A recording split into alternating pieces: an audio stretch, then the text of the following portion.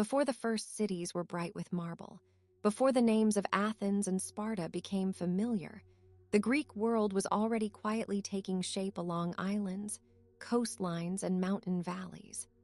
It was a world of stone paths, olive trees, small harbors, and long evenings when the sea turned dark blue and still. If you listen to the history of ancient Greece slowly enough, it begins to sound less like a march of famous events and more like a gathering of small lives, slowly arranged across the land. There is something gentle in that beginning, a fisherman mending a net, a farmer watching a thin line of rain move across the hills, a child learning the shape of a bowl or the sound of a name. Ancient Greece was never just one place, not even in its earliest days. It was many places, many communities, many small worlds that shared a language, a set of gods, and a feeling for the same bright coastlines. And because of that, the history feels scattered in a beautiful way, like sunlight on water. Long before the classical temples rose, there were the Bronze Age cultures of the Aegean. On Crete, the Minoans built palaces with courtyards, storerooms, frescoes, and narrow corridors that seemed made for the movement of people, noise, and ritual. In those rooms, jars were stacked carefully. Grain, oil, and wine were measured and stored. Painted walls showed dolphins, flowers, and human figures in motion. The world there was not empty or silent. It was busy, careful, and alive. The sea connected those island places. Today the Aegean can seem calm, but in older times it was also a road, a habit, a way of thinking. A ship could carry pottery, copper, ideas, stories, and sacred customs from one shore to another. The Greeks became a seafaring people not because they first chose to be, but because the geography invited them to it. Mountains divided the land. The sea opened it. So life unfolded in separate valleys and bays, and each community became used to looking outward. On the mainland, another Bronze Age world grew at Mycenae, Turin's, Pylos, and other fortified centers. There, stone walls were thick and heavy, and later generations would call them Cyclopean, as if only giants could have placed them. The halls inside those citadels held rulers, attendants, armor, and records written in a script called linear B. The tablets were not literature in the later sense, not poems or dramas, but lists, inventories, practical notes. They tell us that ancient life was made of counting, storing, distributing, and preparing. Bread, wool, oil, weapons, animals, all of it had its place. These early Greek societies knew ceremony. They knew hierarchy. They knew the weight of authority, but they were also fragile. Palaces could burn, trade could weaken, new groups could arrive. Around the end of the Bronze Age, the old palace world broke apart in a long, uneven collapse. We still do not picture that moment perfectly, because history often leaves behind more ash than explanation. Yet it is clear enough that the world changed. Writing disappeared for a time. Great centers emptied, and the next age, the one that followed, began more quietly. That quieter period is sometimes called the Greek Dark Age, though it was not dark in every sense. It was dark mostly because the records are dim. Life went on. People still farmed, sailed, buried their dead, and told stories by lamplight. Iron slowly came into use. Villages became the basic unit of life again. Small communities, not palace administrations, carried the culture forward. The grand structures were gone, but memory remained, and memory can travel in surprising ways. A song can remember more than a document. A family story can preserve a shape long after the building is gone. And those stories mattered. Out of the long, patient oral tradition came the tales later gathered into the poems associated with Homer, the Iliad and the Odyssey. Whether one imagines them as the work of one poet or many, they belong to a world where heroes wear bronze, ships are hauled onto beaches, and gods move close to human affairs. These poems are not simply stories of war and wandering. They are also stories of homes, returns, meals, honor, grief, and the fragile feeling of being recognized by name. In the Iliad, the movement is often toward conflict and away from peace. In the Odyssey, the movement is toward return, though the road home is never straight. The sea there is not only water. It is distance, delay, temptation, and endurance. Odysseus moves through strange places, but the poem keeps reminding us that the deepest desire is often simple, the desire to sit again in one's own house, to know one's own bed, to hear the familiar voices in familiar rooms. That is a very human longing, and perhaps that is part of why the old Greek stories still feel near. By the 8th century BCE, Greek communities were growing again, and something important happened. Writing returned, adapted from the Phoenicians and reshaped into the Greek alphabet. It was a practical change, but also a quiet revolution. Writing made songs more portable. Laws could be displayed. Names could be remembered. Pottery could carry inscriptions. A new relationship formed between speech and permanence. Letters became the small architecture of memory. Around the same time, Greeks began to establish colonies around the Mediterranean and the Black Sea. These were not colonies in the modern imperial sense, but new settlements, extensions of a shared culture into distant places. Greek-speaking people founded cities in southern Italy, Sicily, the coasts of Asia Minor, North Africa, and beyond. Each new settlement had its own local life, but it also carried a familiar language, a set of gods, and the habit of building a civic center. The Mediterranean became dotted with Greek footprints, some small, some durable, all connected by water. If you imagine those voyages slowly, they are not grand and noisy every moment. There would be preparation. A vessel drawn up on shore, rope coiled in the shade, water skins, jars, tools, seeds. A few familiar faces looking toward the horizon. No one could know exactly how a journey would end. The sea was both root and uncertainty. But the Greek world kept widening, town by town, harbor by harbor, as if curiosity itself had an oar. In the home city, the polis was taking shape.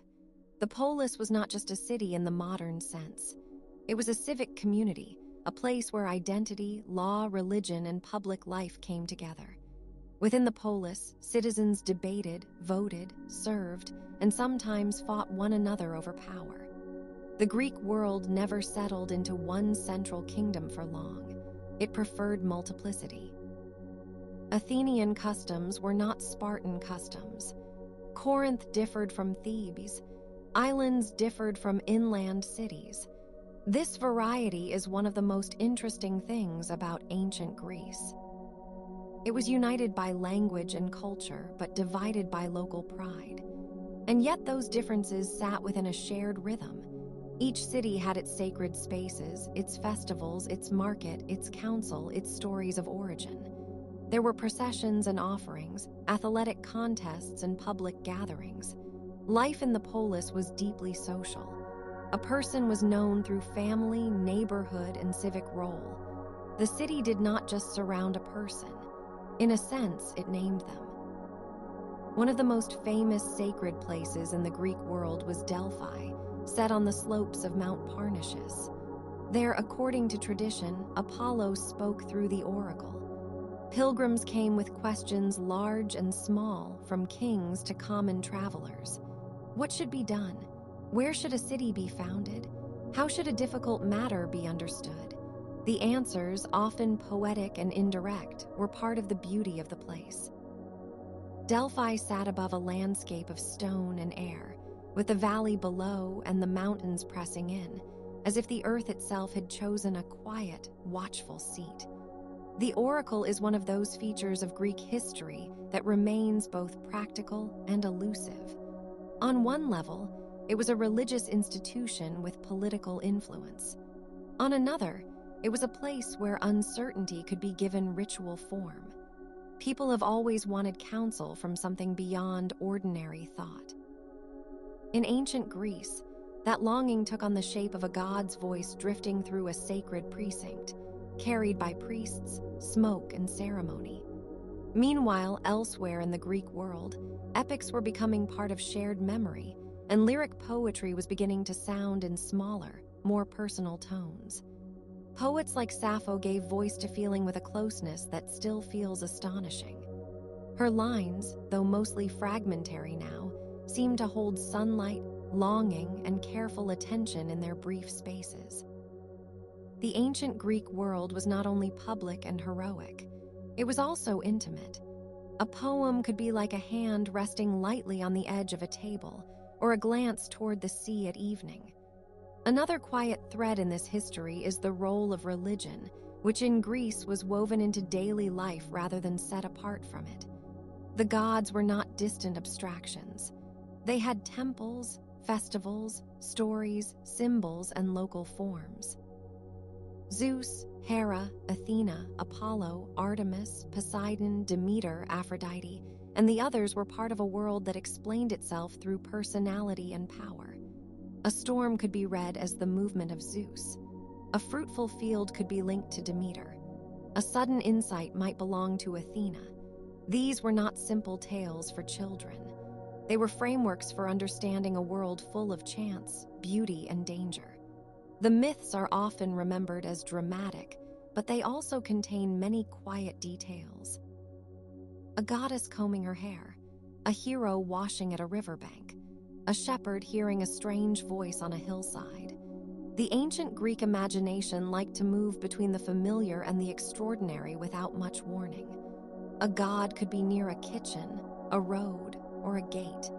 The sacred was not always far away. It could stand in the middle of ordinary life and make it feel newly seen. As the archaic period continued, Greek art began to show more confidence in the human form. Pottery became a major canvas for storytelling. Black figure and later red figure techniques let artists outline bodies, armor, horses, and mythic scenes in elegant arrangements. A vase was not just a container. It was a surface for memory. It could hold wine at a feast, and also hold an image of a chariot, a wrestling match, or a god turning his head. Many such objects survive today in museums, quiet and still, carrying traces of hands that shaped them long ago. Sculpture, too, grew from stiffness toward vitality. Early kura and korai stand in their own calm dignity, their expressions restrained, their bodies simplified but intent on presence. They are not portraits in the modern sense. They are ideals, offerings, markers of devotion or memory, and yet they feel human in their stillness. Their carved smiles, slight and mysterious, seem to hover between formality and warmth. Ancient Greece was learning how to represent the body, and in doing so, it was also learning how to value the visible world. Then came the classical period, the age most people picture when they think of ancient Greece: temples, philosophers, democracy, tragedy, and war. But even that famous age was not one single mood. It was made of seasons, disputes, ceremonies, labor, and ordinary meals. At dawn, the city would begin to stir. Water carried from fountains. Bread baked. Shopkeepers opened. Citizens made their way to the agora, the public square, where politics and commerce and rumor all mixed together. Athens became especially famous for its democracy, though it was a democracy limited to citizens, excluding women, slaves, and resident foreigners. Still, within its boundaries, it was an experiment of remarkable scale. Men gathered in the assembly to debate policy. Lots were used for some offices. Public speaking mattered. Decision-making, at least in principle, belonged to the community. The city asked its citizens not only to obey, but to participate.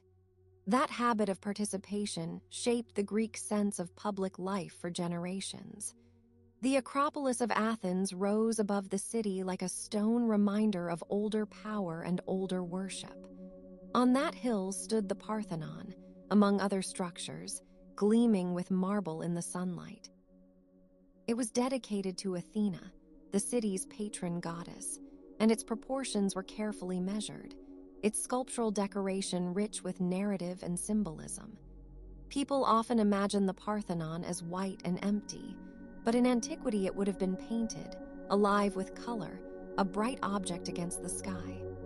Color, which time has removed from many surviving ruins, was once part of the ancient Greek world in a far more vivid way than we usually picture. That fact alone changes the atmosphere. The past is often misremembered as pale because so much has weathered. But the Greeks lived among color, painted statues, bright textiles, decorative pottery, shields with emblems, temple ornaments. The world was not gray.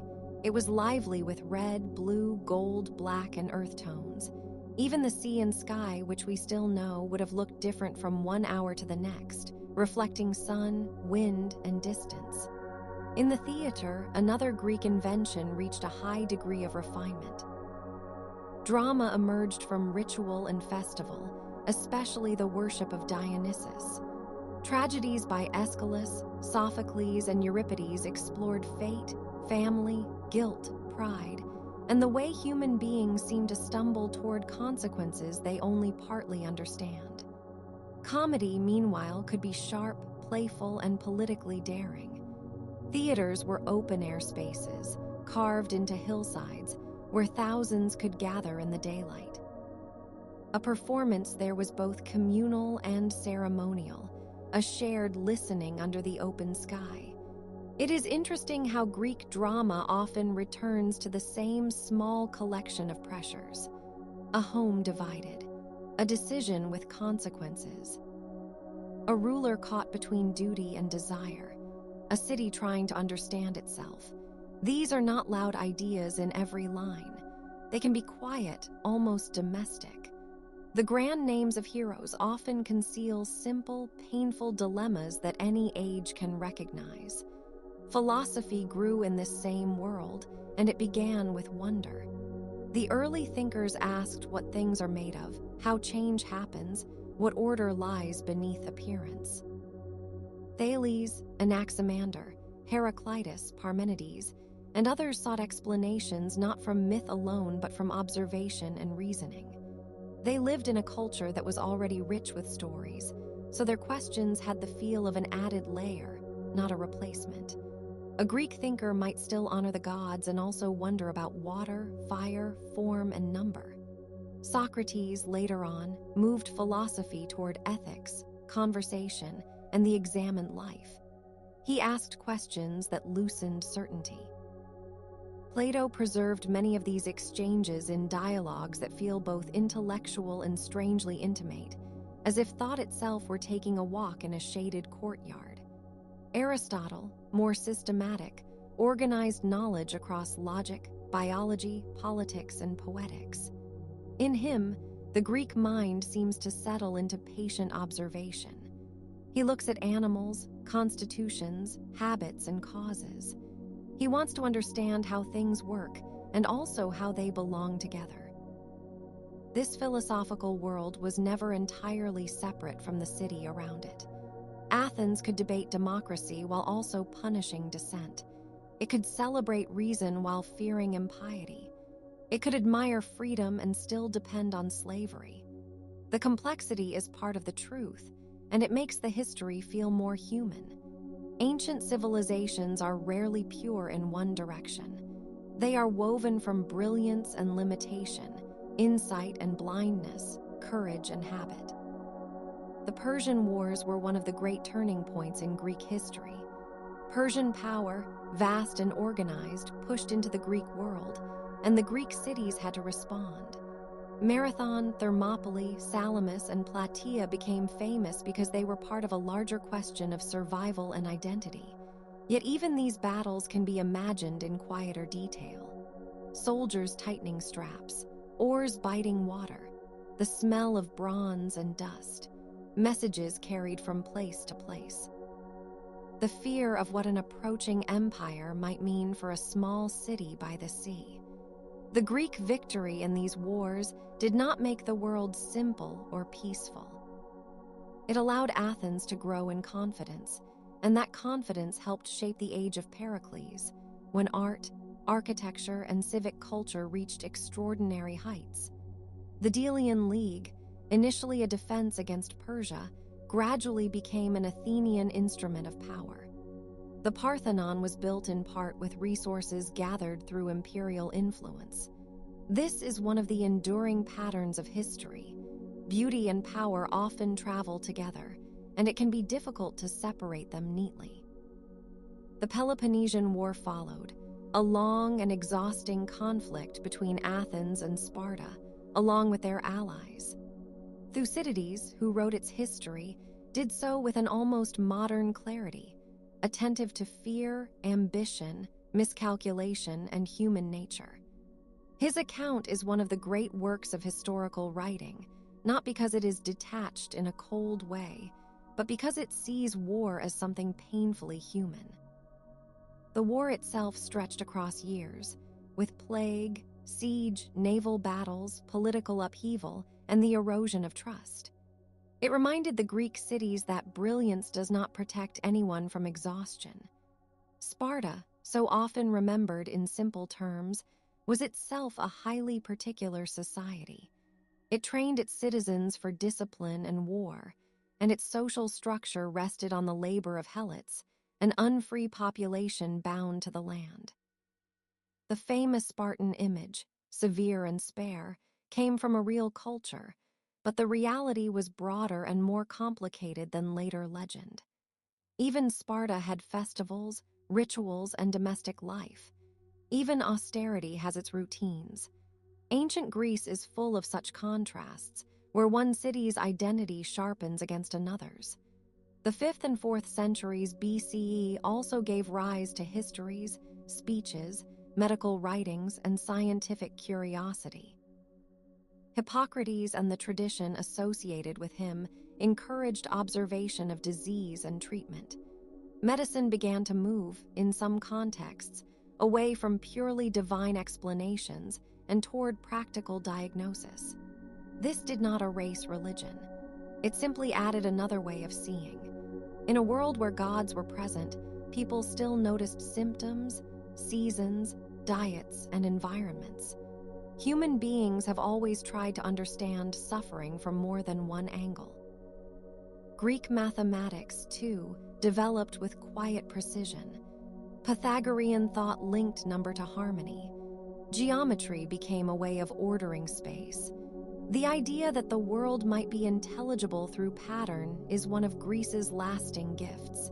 It shows up not only in formal science, but in architecture, music, and proportion.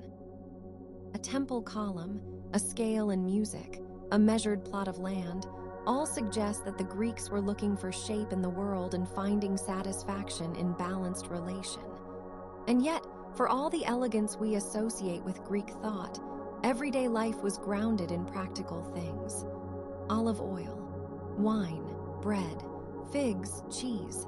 The ordinary Mediterranean diet shaped work and ritual alike. A household needed storage jars, tools, water, and fire. Women's lives, though often less visible in surviving texts, were essential to the functioning of the home, the transmission of customs, textile production, and religious observance. Some women held important roles as priestesses. Others managed households, raised children, and kept daily rhythms steady. Much of ancient life is preserved in fragments, so we have to imagine the wider domestic landscape with care. Children learned by watching. Apprentices learned by doing.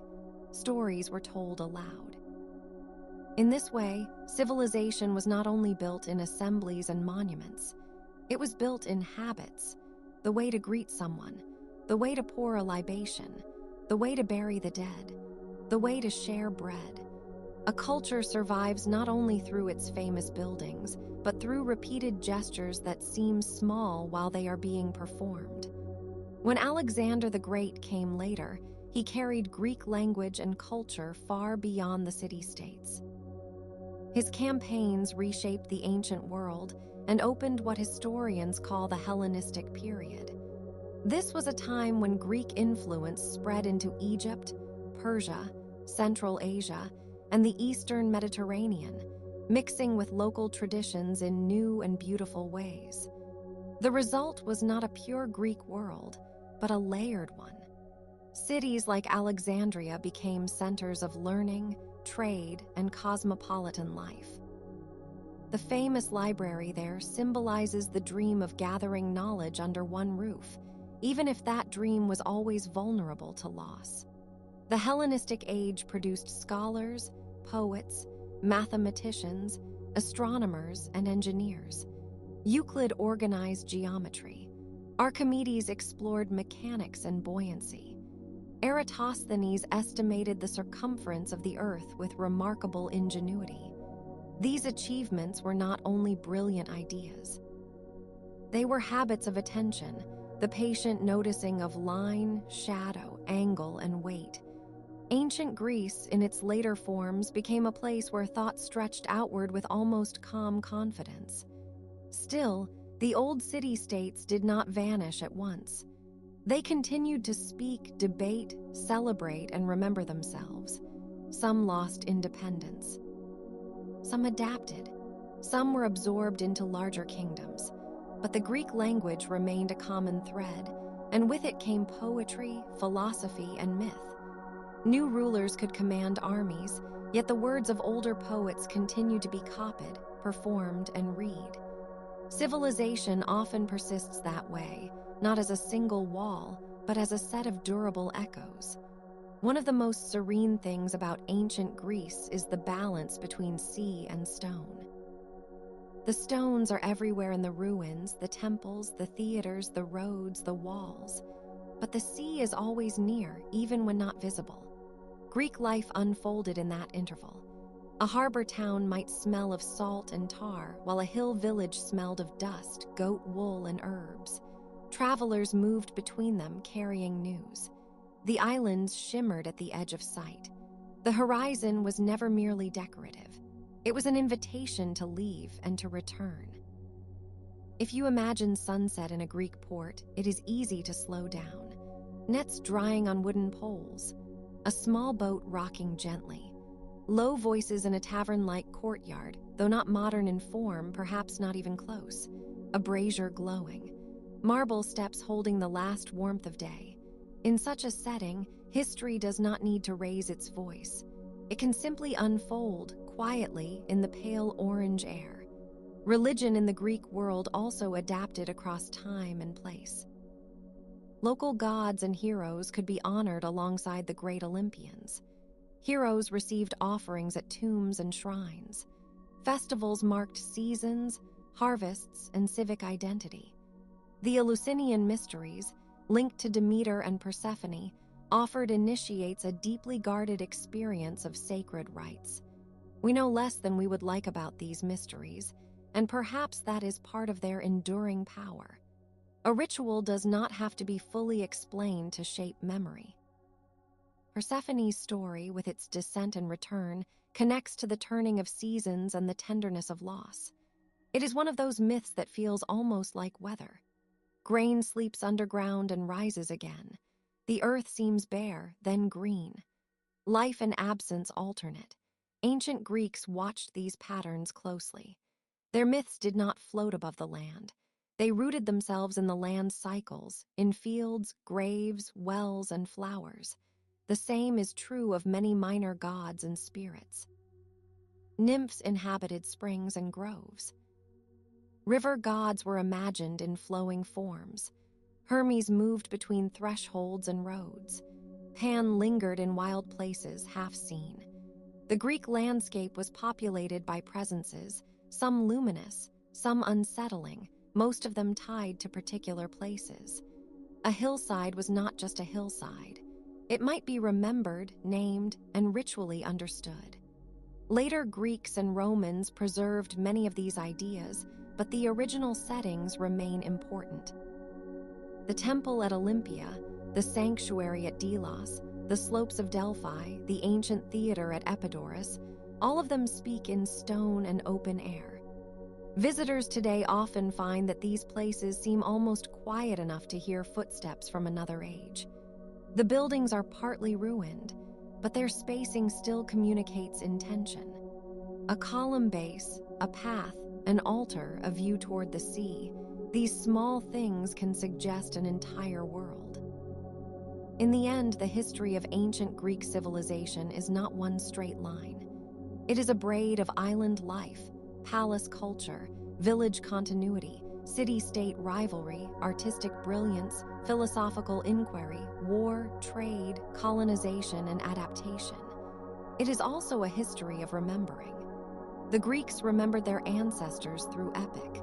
They remembered their gods through ritual. They remembered their cities through festivals, monuments, and civic pride. And later ages, including our own, have kept remembering them in turn. There is comfort in that chain of memory. Something built from stone may outlast a lifetime, but a poem can outlast a kingdom. A statue can lose its paint and still stand. A temple can become a ruin and still seem beautiful in morning light. A name can be spoken long after the person who carried it has vanished from the world. Ancient Greece lives in that way, partly in books, partly in ruins, partly in habits of thought that still feel familiar. If you were to walk slowly through the remains of an old Greek city at dusk, you might notice how the air changes first. Then the shadows lengthen between stones. A lizard moves across a wall. Olive leaves turn silver for a moment. Somewhere beyond the hill, the sea keeps its own steady rhythm. The place does not need to explain itself. It simply remains, patient and open, as if it knows that every civilization becomes, in time, a set of fragments waiting to be gently noticed. And perhaps that is enough for now. To think of the early palaces with their painted walls, the village hearths after the collapse, the first lines of alphabetic writing, the bright festivals, the measured columns, the philosophers speaking in courtyards, the ships leaving harbor, the long war, the libraries, the schools, and the quiet survival of Greek culture across centuries. One scene folds into another. One shore follows another. The story continues, but softly. Even after the great classical age passed, the Greek world kept living in local forms. Small towns still gathered around their markets and temples. Shepherds still moved through rough hills with bells on their animals. Fishermen still watched weather patterns over the water. In some places, old sanctuaries remained active while political power shifted elsewhere. The Greek language itself became a traveling home, carrying memory across regions and into new empires. It is interesting how a language can serve as both a vessel and a landscape. In Greek, ideas could be shaped with precision but also with music. This is one reason the words of Homer, Plato, and the tragedians still feel so carefully made. They are not only informative, they are textured. They turn in the mouth. They echo. Even translated, they retain a sense of balance and movement, like a small boat crossing a protected bay. The later history of Greece under Macedonian, Roman, Byzantine, and Ottoman rule lies beyond the core story of ancient civilization, but it helps to know that the ancient world did not simply vanish. It changed costumes. It changed rulers. It changed administrative forms. Yet in churches, libraries, schools, and homes, traces remained. Marble was reused. Temples became churches. Old names lingered in geography. The Greek past has always had a long afterlife, not as a museum piece, but as a living layer beneath later centuries. In the classical imagination, the sea was often a place of danger, separation, and possibility all at once. That same feeling still hangs over Greek history. A coastline can welcome and divide. An island can shelter and isolate. A harbor can connect a city to the wider world while also reminding it of its limits. The Greeks lived within that tension beautifully. Their civilization was never fully enclosed, never fully unified, and never entirely at rest. So tonight, if you are listening softly, perhaps picture a simple scene. A whitewashed wall in the last light, a doorway opening onto a courtyard, a clay cup on a stone table, Far away, a small vessel moving across darkening water. Above it all, the first stars appearing one by one over the Aegean. It is only a quiet image, but it holds many centuries at once. There were farmers before philosophers, builders before historians, singers before libraries. There were women and men whose names are lost, and whose work still supported the grander achievements that later ages remember. Ancient Greece was made by all of them, not just the famous few. That is one of the calm truths of history. The visible summit depends on the unseen ground, and the ground itself in Greece is often beautiful: dry grass, broken stone, purple shadow in a ravine, bright salt on a rock near the shore, a path between cypress trees, a lone column standing where a roof once cast shade. The landscape keeps its own memory. Even in ruin, it remains an arrangement of careful forms, sunlight, and silence. As the night deepens, let the story loosen into its own soft repetition. Greek islands, Greek harbors, Greek temples, Greek arguments, Greek poems, Greek ships, Greek feasts, Greek losses, Greek returns. The phrases circle gently, like gulls over a harbor, like leaves turning in a light wind. Nothing needs to be finished all at once. A civilization can be remembered through its victories, but also through its ordinary textures: oil pressed from olives, wine shared at dinner, ink on wax tablets, dust on sandals, the smell of stone warmed by the sun. In ancient Greece, the everyday and the extraordinary were always close together. A god might receive an offering in the morning. A merchant might count coins in the afternoon. A child might recite a poem at dusk. Life moved in layers, and the layers did not always separate neatly. That may be one reason the Greek world continues to fascinate. It is both distant and near. It is old, but still recognizable. In its cities and stories, we can see so many beginnings: philosophy, theater, democracy, history writing, formal logic, sculptural realism, political debate, and the enduring habit of asking what is true, what is beautiful, and how people should live together. These questions remain with us, not loudly, but steadily. And so the marble temples stand in imagination, even when the roofs are gone. The quiet seas keep their blue line at the edge of the land. Olive trees move gently in the wind. The old cities, half ruined and half remembered, wait in the dusk. The past does not speak all at once. It comes in small pieces, in fragments of pottery, in names, in shadows, in a line of verse, in a column lit by evening sun. If you are drifting now, you do not need to hold the whole story together. A harbor is enough. A column is enough. A poem is enough. The ancient Greek world, with all its grandeur and all its ordinary days, can rest there for a while, calm and open, like water settling after a boat has passed. And long after the last light fades, the sea keeps moving softly against the shore, and the stones keep their silence, and the old names remain, one by one, in the dark, gentle air. After all that movement of thought, it is peaceful to remain with the shoreline a little longer. Ancient Greece can seem, at first, like a bright country of sharp outlines and famous names. But when we let the subject settle, it becomes quieter, more gradual, and more human. It is not only a world of statues and speeches. It is also a world of doors opening at dawn, of goats on stony slopes, of smoke rising from household fires, of women drawing water from wells, of sailors checking the weather, of children learning the shape of their own city from walks through narrow streets. And because Greece is so full of coast and island and mountain, the land itself encourages these smaller movements. A person rarely sees everything at once. Hills hide other hills. Bays fold into one another. Roads curve out of sight. Even the sky can seem broader after a while, as though the brightness were resting lightly on the earth rather than pressing down on it. In such a place, civilization does not spread like a single smooth surface. It gathers in pockets, in harbors, in valleys, in fortified ridges, in little pockets of fertile land that must be cared for with patience. That patchwork quality shaped so much of Greek life. A traveler from one city might recognize a familiar temple style in another, yet still feel the difference in accent, custom, law, and local pride. The Greeks were bound by language, by stories, by certain festivals and sacred places, and yet they were also divided into many communities.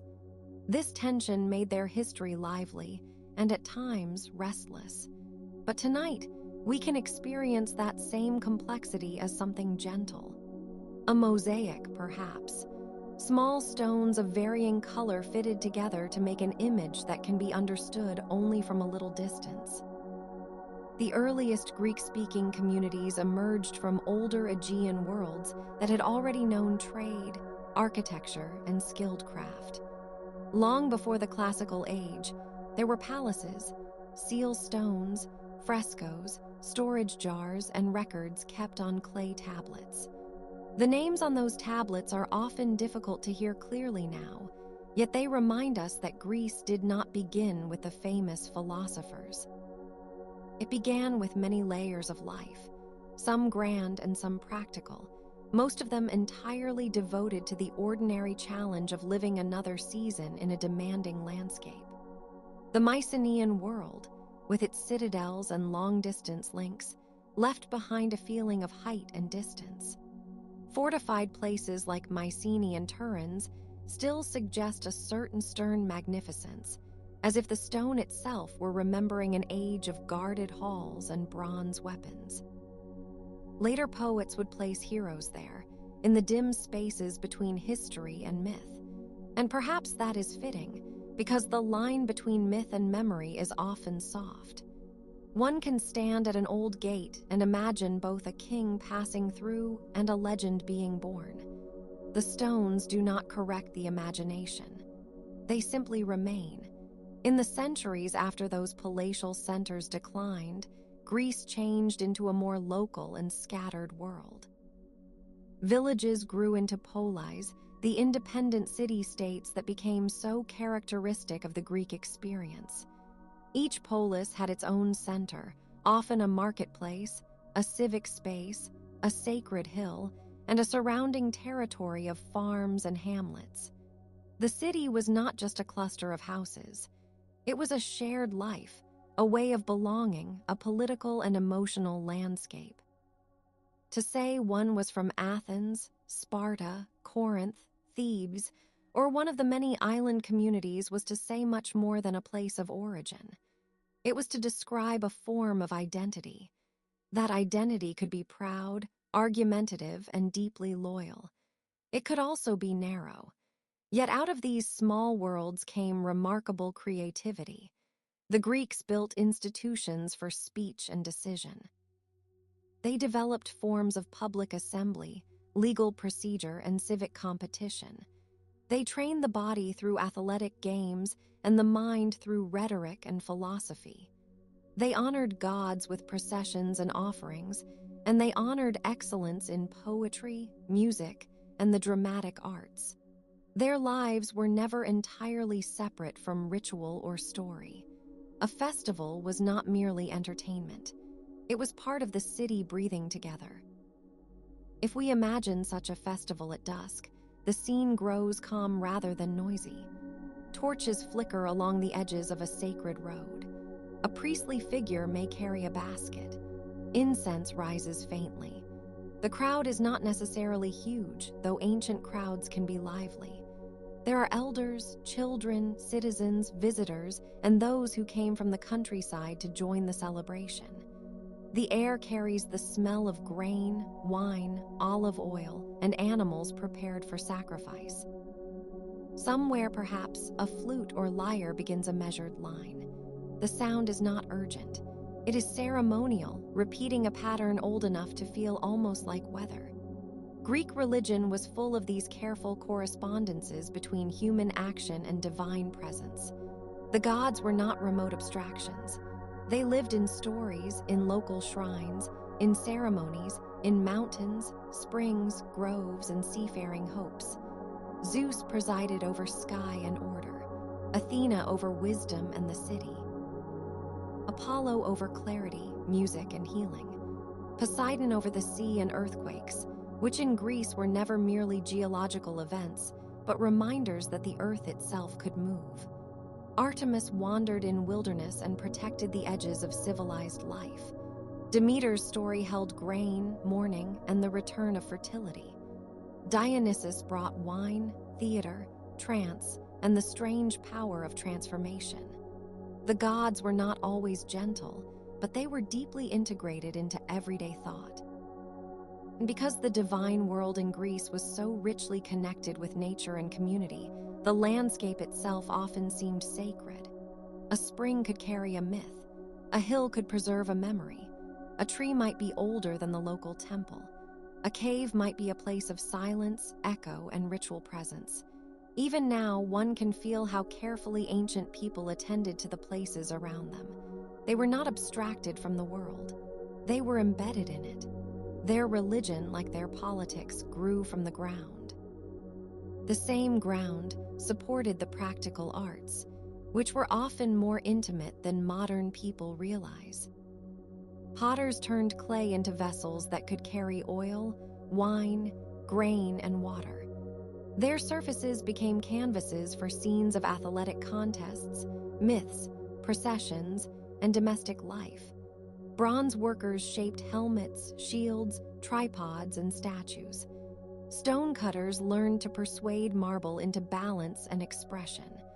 Weavers worked looms in households that were not merely private, but also economic spaces. In many Greek homes, production and family life were closely linked, and the household was a place of labor as well as rest. This is one of the quiet marvels of ancient history, that so much beauty came from systems of necessity. The vase was useful before it was admired. The temple was a place of worship before it was a symbol. The road was made for movement before it became a line on a map. A poem was first heard aloud before it was placed in a library. The Greeks understood craft as something serious and alive, a meeting of skill, patience, and form. To make well was itself a kind of virtue. Their poetry reveals this care in another way.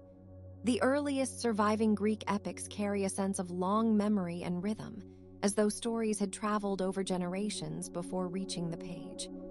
Homeric verse describes bronze, wood, ships, meals, armor, councils, and mourning with a patient attention that feels almost nocturnal.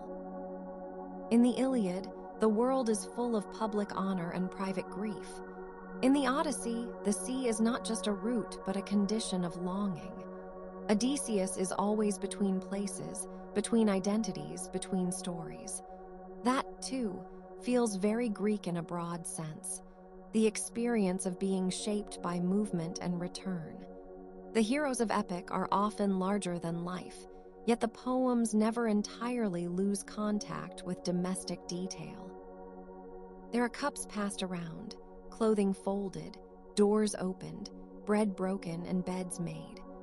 A palace may stand at the center of a legendary kingdom, but the poem still notices the hearth. Perhaps that is why these ancient stories remain so durable. They contain the public grandeur of kings, war, and gods, but also the private textures of waiting, recognition, hospitality, and loss. The heart can rest in those textures even while the mind follows a tale through storms and battles. Hospitable welcome, or xenia, was one of the old moral patterns deeply woven into Greek thought. The guest should be received, the stranger treated carefully, the meal shared with dignity. There was danger in the unknown traveler, of course, just as there is in any uncertain world, but there was also sacred obligation.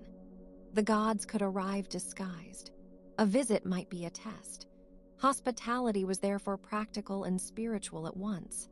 It was a way of making a world in which people could safely move through distance. That idea suits a civilization of harbors, roads, islands, and changing alliances. A city on the coast might look outward to trade. A mountain settlement might look inward for safety. Colonists founded new communities across the Mediterranean and Black Sea, carrying their language, customs, and gods to distant shores. These movements were not simple extensions of a single homeland. They were negotiations with new places, new peoples, and new conditions. Greek culture spread and adapted. It did not remain fixed in one original shape. Like a lamp passed from hand to hand, it kept the flame while altering the vessel. The sea made this possible. In calm weather, ancient sailing could feel almost graceful, though never fully safe. A ship followed winds, seasons, coastlines, and knowledge shared from one mariner to another. Island chains and headlands became familiar. Stars mattered. Currents mattered. One could sail from one Greek community to another with relative ease when conditions allowed, yet the water always retained an element of uncertainty. That uncertainty gave the sea its mythic depth. It was both road and abyss, connection and barrier, promise and danger. At twilight, the sea often seems to compress time. The horizon turns silver or indigo. Small boats can look ancient simply by becoming silhouettes. The Aegean is particularly suited to this feeling. Its many islands scatter the eye, making distance feel intimate. Each island has its own coastlines, coves, and settlements. Some are mountainous and rocky, others gentler with pockets of fertility. Together, they resemble a world broken into luminous pieces. Ancient sailors moved among them, and later ages would continue to imagine them as nodes in a larger network of memory. The classical age of Greece, especially in the 5th and 4th centuries BCE, is often remembered for its clarity and brilliance. Athens is central in this memory, with its dramatic political experimentation, its intellectual life, and its monumental building projects. Yet even Athens, so often treated as the emblem of Greek achievement, was a city of contradictions. It was democratic and imperial, artistic and martial, open to ideas and deeply attached to its own self-image. Its public spaces were filled with speech. Citizens gathered in assemblies, courts, sanctuaries, and marketplaces. The agora, the center of civic life, was not only a place of transaction, but also of conversation, rumor, argument, and display. There is something restful in imagining such a place in the late afternoon. Shopfronts casting shadows, sheltered stoas, columns and painted signs, a fountain with a small crowd around it, a seller arranging baskets, a philosopher speaking to a few listeners rather than 1,000. The city's energy was not always loud. Much of it consisted of repeated proximity, people seeing one another often enough for public life to acquire texture. A democracy needs voices, but it also needs habits. It needs citizens who know the places where speaking happens. And in Athens, speaking mattered in unusual ways. The art of rhetoric grew alongside legal and political institutions. Oratory was not simply performance. It was a civic instrument. To persuade, to explain, to accuse, to defend, to question, to deliberate. These were central acts in the life of the polis. The language of reason and the language of power were often interwoven. Later philosophers would reflect on this with varying degrees of admiration and skepticism. Plato, for example, loved dialogue but distrusted the easy seduction of rhetoric. Aristotle systematized knowledge with a patient mind, classifying forms of causation, logic, ethics, politics, poetics, and the natural world. His work suggests a remarkable confidence that the world could be examined in orderly ways, even when the world itself remained complex. And yet, for all this order, Greece never lost its sense of uncertainty. The oracle at Delphi, perhaps the most famous sacred site in the Greek world, embodied that ambiguity beautifully. People traveled there seeking counsel, but the answers were never simple. Apollo's priestess spoke in a manner that invited interpretation. Kings and cities could receive guidance only to discover that prophecy required judgment, and that judgment itself could become a trap. The Delphic landscape, with its slopes and stone terraces above the Gulf of Corinth, feels suspended between mountain and sea. It is an apt place for mystery. The world there seems to ask questions of the visitor before permitting any answer. Many such places remain partially unexplained in the historical record. We know the outlines of ritual, power, and architecture, but not always the precise feelings of the people who moved through them. A sanctuary could serve political, spiritual, and social purposes at once. Offerings were made for healing, gratitude, victory, safe passage, fertility, or reconciliation. Some dedications were humble, others were lavish. Treasures accumulated in sacred precincts, and pilgrims arrived from far away. The site became a memory bank of devotion. Even now, the surviving foundations and inscriptions feel like a conversation paused mid-sentence. The Greek habit of recording itself helped later generations recover portions of that conversation. Inscriptions on stone preserve decrees, inventories, dedications, laws, names, and honors. Unlike grand narratives, inscriptions are often practical and specific. They list, they count, they authorize, they commemorate. A broken slab with a few surviving letters can feel strangely intimate. It is a message that has outlived its original audience by millennia. There's a quiet tenderness in that durability. Someone wanted to record a name, an amount, a rule, a gift. The stone still holds the effort, even after the meaning has thinned. Written literature, too, gives us fragments of atmosphere. Tragedy in Athens explored moral conflict in a public setting. The plays of Aeschylus, Sophocles, and Euripides bring gods, families, cities, and war into intense proximity. Their stage is not merely dramatic, it is reflective. The audience watched suffering that often felt larger than any single person, yet rooted in household obligation, political duty, and inherited wrong. The chorus provided a collective voice, sometimes anxious, sometimes reverent, often contemplative. It was as though the city were speaking to itself in an organized murmur. Comedies, by contrast, found room for absurdity, satire, and playful criticism. Aristophanes could mock public figures, war habits, social pretensions, and philosophical fashions with a boldness that feels both ancient and fresh. The theater in Greece was never simply entertainment. It was civic introspection under the open sky, among the stone seats of a hillside auditorium. The very architecture of the theater lent itself to shared attention.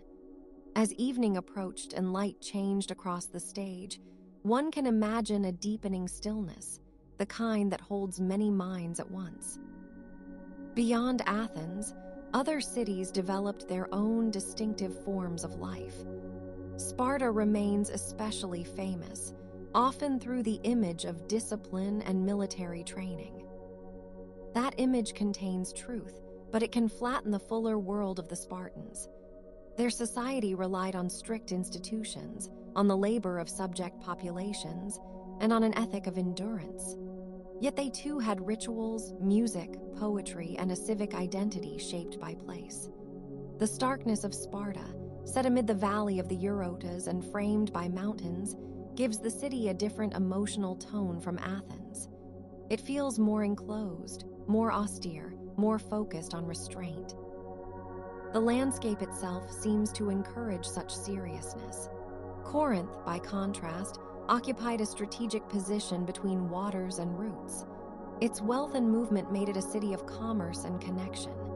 The Isthmus of Corinth, that narrow land bridge, turned geography into politics.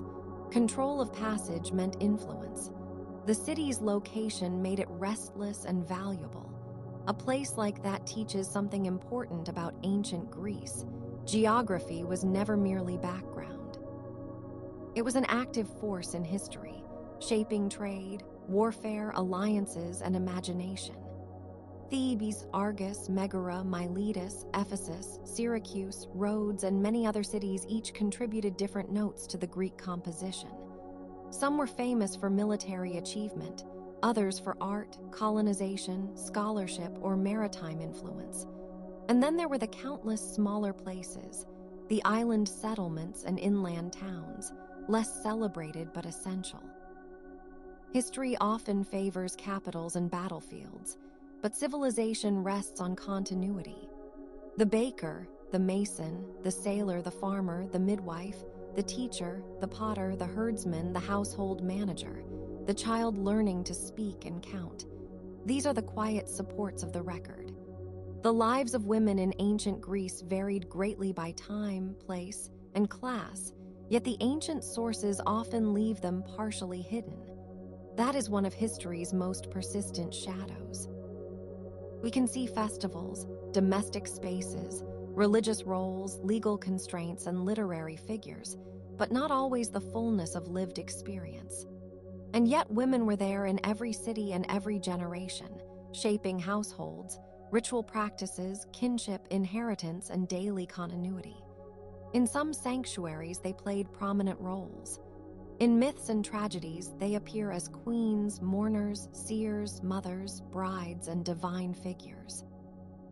Their visibility changes depending on the surviving evidence, but their importance never vanishes. The same can be said of enslaved people and laborers, whose experiences are often harder to recover. Ancient prosperity depended on many forms of unfree or subordinate labor. That is part of the moral and historical complexity of Greek civilization. Its intellectual achievements did not arise in a vacuum of harmony. They emerged within societies marked by hierarchy, exclusion, and power. To recognize that is not to dismiss the beauty of the achievement. It is to understand that history is rarely simple, and that brilliance and injustice can coexist in the same city, even the same building, even the same conversation. Perhaps this is why the ruins of Greece feel so contemplative. They preserve not only grandeur but incompleteness. A broken column is honest about time. A collapsed wall allows the sky to enter. A foundation outline in a field makes absence visible. Archaeology has revealed much, yet it has also confirmed how much remains lost. Frescoes have faded, roofs have vanished, paint has gone, wood has decayed. Bronze was melted and reused. Papyrus and cloth rarely survive. A civilization so often represented in white marble was, in fact, brilliantly colored and materially diverse, though much of that color has slipped away. That vanished color is one of the quiet mysteries of the ancient world. We imagine the temples as pale because that is how most of them reach us now, but they were once painted. Statues had surfaces enlivened by pigment. Architectural details may have glowed against the stone. Even the gods in their sanctuaries were not only sculptural forms, but also painted presences, set among offerings, votive gifts, inscriptions, and the smell of incense.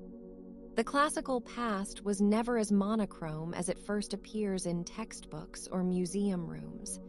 It was more vivid, more tactile, and perhaps more surprising. The same can be said of the myths that have traveled from that world into ours. We often meet them in refined, later forms, but they began in spoken tradition, in local stories, in ritual memory, and in regional variations. Zeus has many thunderous scenes. Athena appears differently in different cities. Apollo can be distant or near. Hermes can be a trickster, a guide, a messenger, a boundary crosser. Hera carries the burden of marriage and sovereignty. Hestia holds the quiet center of the home. These figures are not simply characters. They are patterns of attention, ways of organizing experience around forces felt but not fully controlled.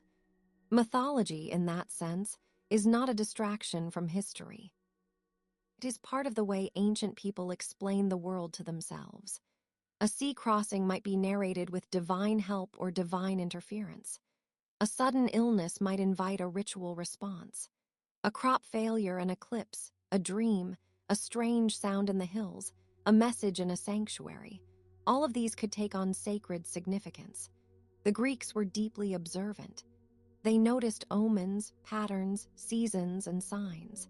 They also inherited a vast repertoire of stories through which to interpret what they noticed. It is soothing to think of this as a kind of intellectual night sky. Not every star needs to be explained immediately. Ancient observers knew that some things could be mapped, counted, and measured, while others required reverence, patience, or narrative.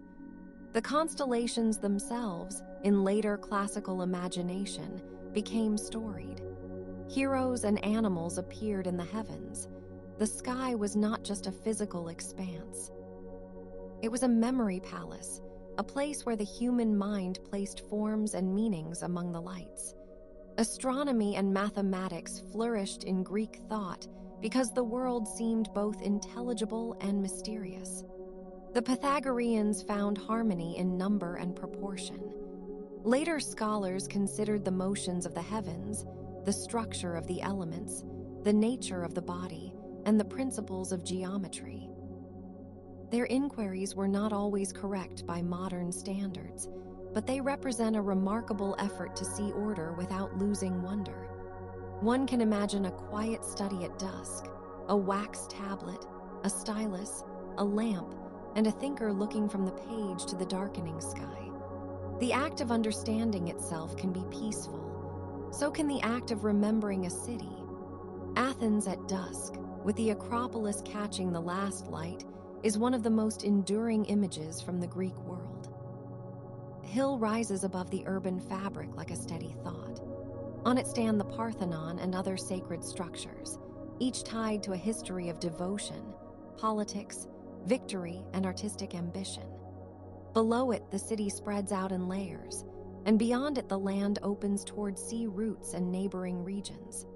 The Acropolis is both refuge and symbol, an elevated center visible from many points, a reminder that human communities often place their most cherished structures where they can be seen from afar.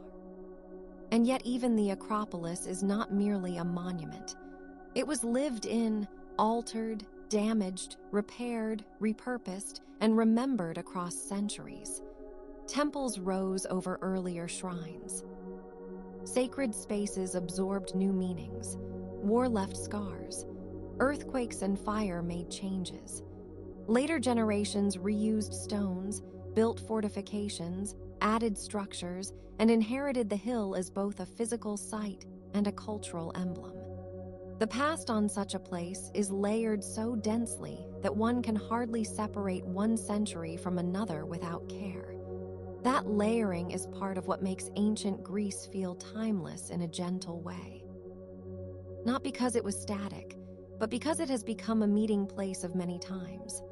A traveler, a poet, a historian, an archaeologist, and a dreamer may all stand before the same ruin and see different centuries at once. A Doric column may suggest geometry, power, piety, and loss. A theater may suggest politics, poetry, acoustics, and communal self-reflection. A ruined sanctuary may suggest devotion, commerce, pilgrimage, and memory. The stone remains, but each observer adds another soft layer of meaning. The Greek language itself became one of those layers. It carried poetry and law, philosophy and trade, prayers and practical messages. Over time, it would spread far beyond the local worlds that first shaped it. In the Hellenistic age, after the conquests of Alexander, Greek culture entered new territories and mixed with others across a broad Mediterranean and Near Eastern horizon. Cities from Alexandria to Antioch became centers of learning, administration, and exchange. Libraries gathered texts. Scholars compared editions. Kings patronized temples, museums, and learned societies. Greek language became a bridge, not merely a homeland marker. That wider world is often less serene in popular memory because it feels more imperial, more mixed, more mobile. But it also produced extraordinary scholarship and cosmopolitan life. Alexandria, with its famous library and intellectual atmosphere, has become almost mythical in its own right. We think of scrolls, catalogs, commentators, astronomers, geographers, and critics working in halls close to the sea. The image is elegant and a little sad, partly because so much was lost, and partly because the very idea of accumulated knowledge has always been vulnerable. Fire, neglect, political change, and simple time can erase whole collections. The fragility of memory was true then too. Still, texts survived. Some were copied by hand through centuries. Some were quoted by later writers. Some were recovered in fragments from papyri and inscriptions. Through these imperfect means, voices from ancient Greece continue to reach us. They speak in speeches, poems, treatises, plays, histories, and inscriptions. Their survival is never total, but perhaps that is part of their charm. What is incomplete invites imagination, and imagination can be a gentle form of historical listening. When Herodotus gathered stories of peoples and places, he brought curiosity into history writing. When Thucydides examined war with severe attention, he gave events a disciplined gravity. Their approaches differed, yet both sought to understand human action in context. The Greeks were among the first to write history not only as record but as inquiry. That intellectual move still shapes how we think. To ask what happened, why it happened, and what patterns might be seen in the aftermath is to participate in a tradition that began, in part, with those ancient observers. And perhaps that is the quietest marvel of all, that the ancient Greek world was not only a sequence of achievements but a way of asking questions about governance, justice, chance, character, fate, beauty, and the good life. Their answers were never final. In some cases, they disagreed sharply. One school pursued atomism, another sought forms, some praised moderation, some celebrated intensity, some trusted civic order, some exposed its instability. Yet the conversation itself became a treasure passed forward through centuries. The questions remain with us like embers that have not gone out. As the night returns more fully around these ideas, the temples can become less like monuments and more like resting places for thought. A temple at evening is especially calm. The stone cools, shadows lengthen between columns, birds settle, the air grows stiller. Perhaps a priest has already completed the day's offerings. Perhaps only a few lingering visitors remain. The deity's presence in such an hour may feel less dramatic than quiet. That quietness is appropriate. Sacred space often deepens when the noise falls away. There were countless such sanctuaries across Greece, from famous places to humble local shrines. Some were attached to healing, as at Asclepios' centers, where people sought cure through ritual, incubation, and offerings. Others honored athletic victors, ancestral figures, city founders, or protective deities. Some sat high in mountain air. Some lay in shaded groves. Some were near springs. Water, stone, and sacrifice often formed the basic vocabulary of sacred place.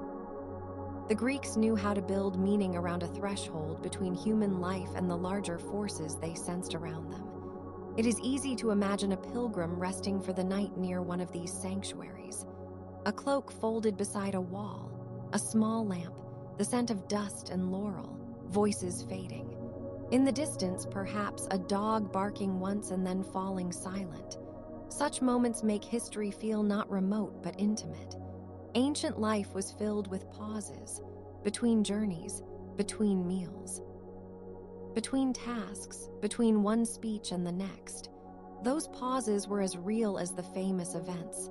They were the texture of existence, and existence in ancient Greece was always aware of mortality. The poets returned to it endlessly.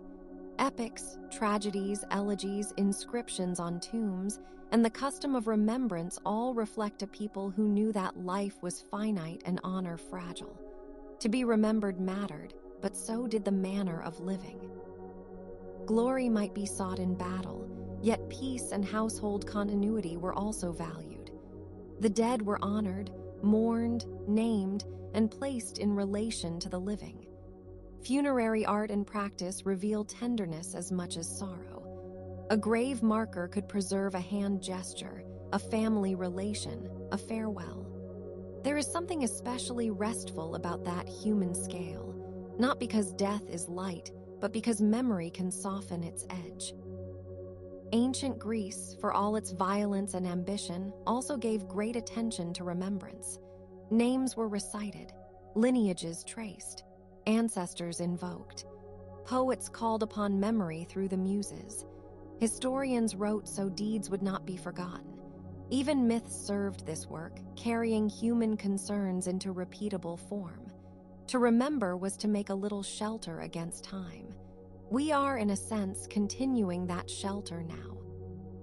The marble temples, the quiet seas, the cities of stone and speech, the olive groves, the islands, the ruins, the poems, the philosophers, the marketplaces, the festivals, the ships, the sanctuaries, the household hearths, the hilltops, the harbors, the oracles, the stars.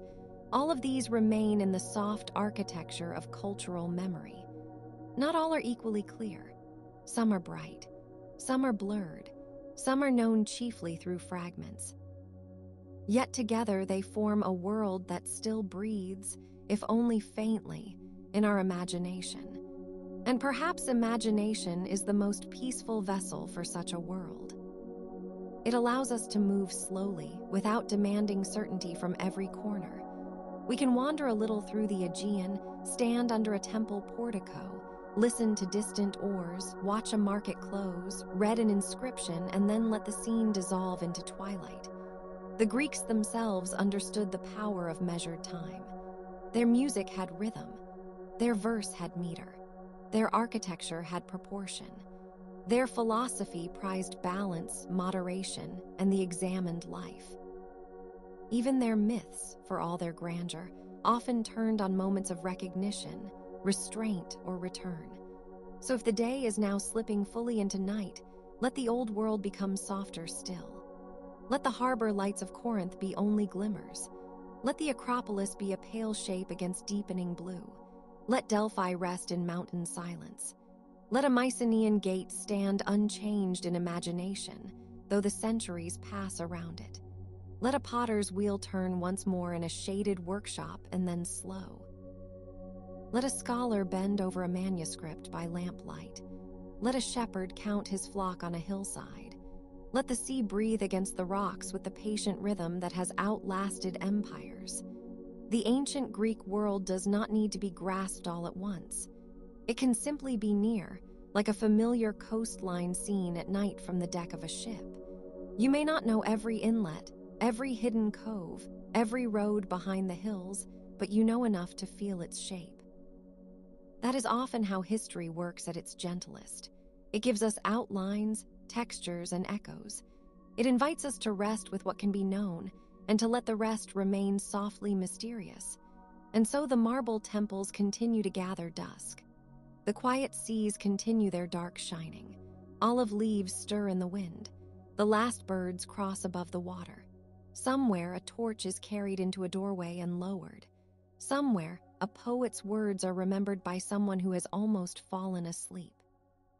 Somewhere, a city that no longer exists remains alive in a fragment of stone, a line of verse, or a carefully placed shard of pottery. All of it can dwell here a little longer, in this calm border between memory and sleep. The ancient Greek world, vast and varied, can settle now into silence. Its harbors grow dim. Its columns become shadow. Its gods, its cities, its ships, its arguments, and its songs soften into the same deep stillness. And beyond that stillness, the sea goes on, patient and dark under the first and last stars.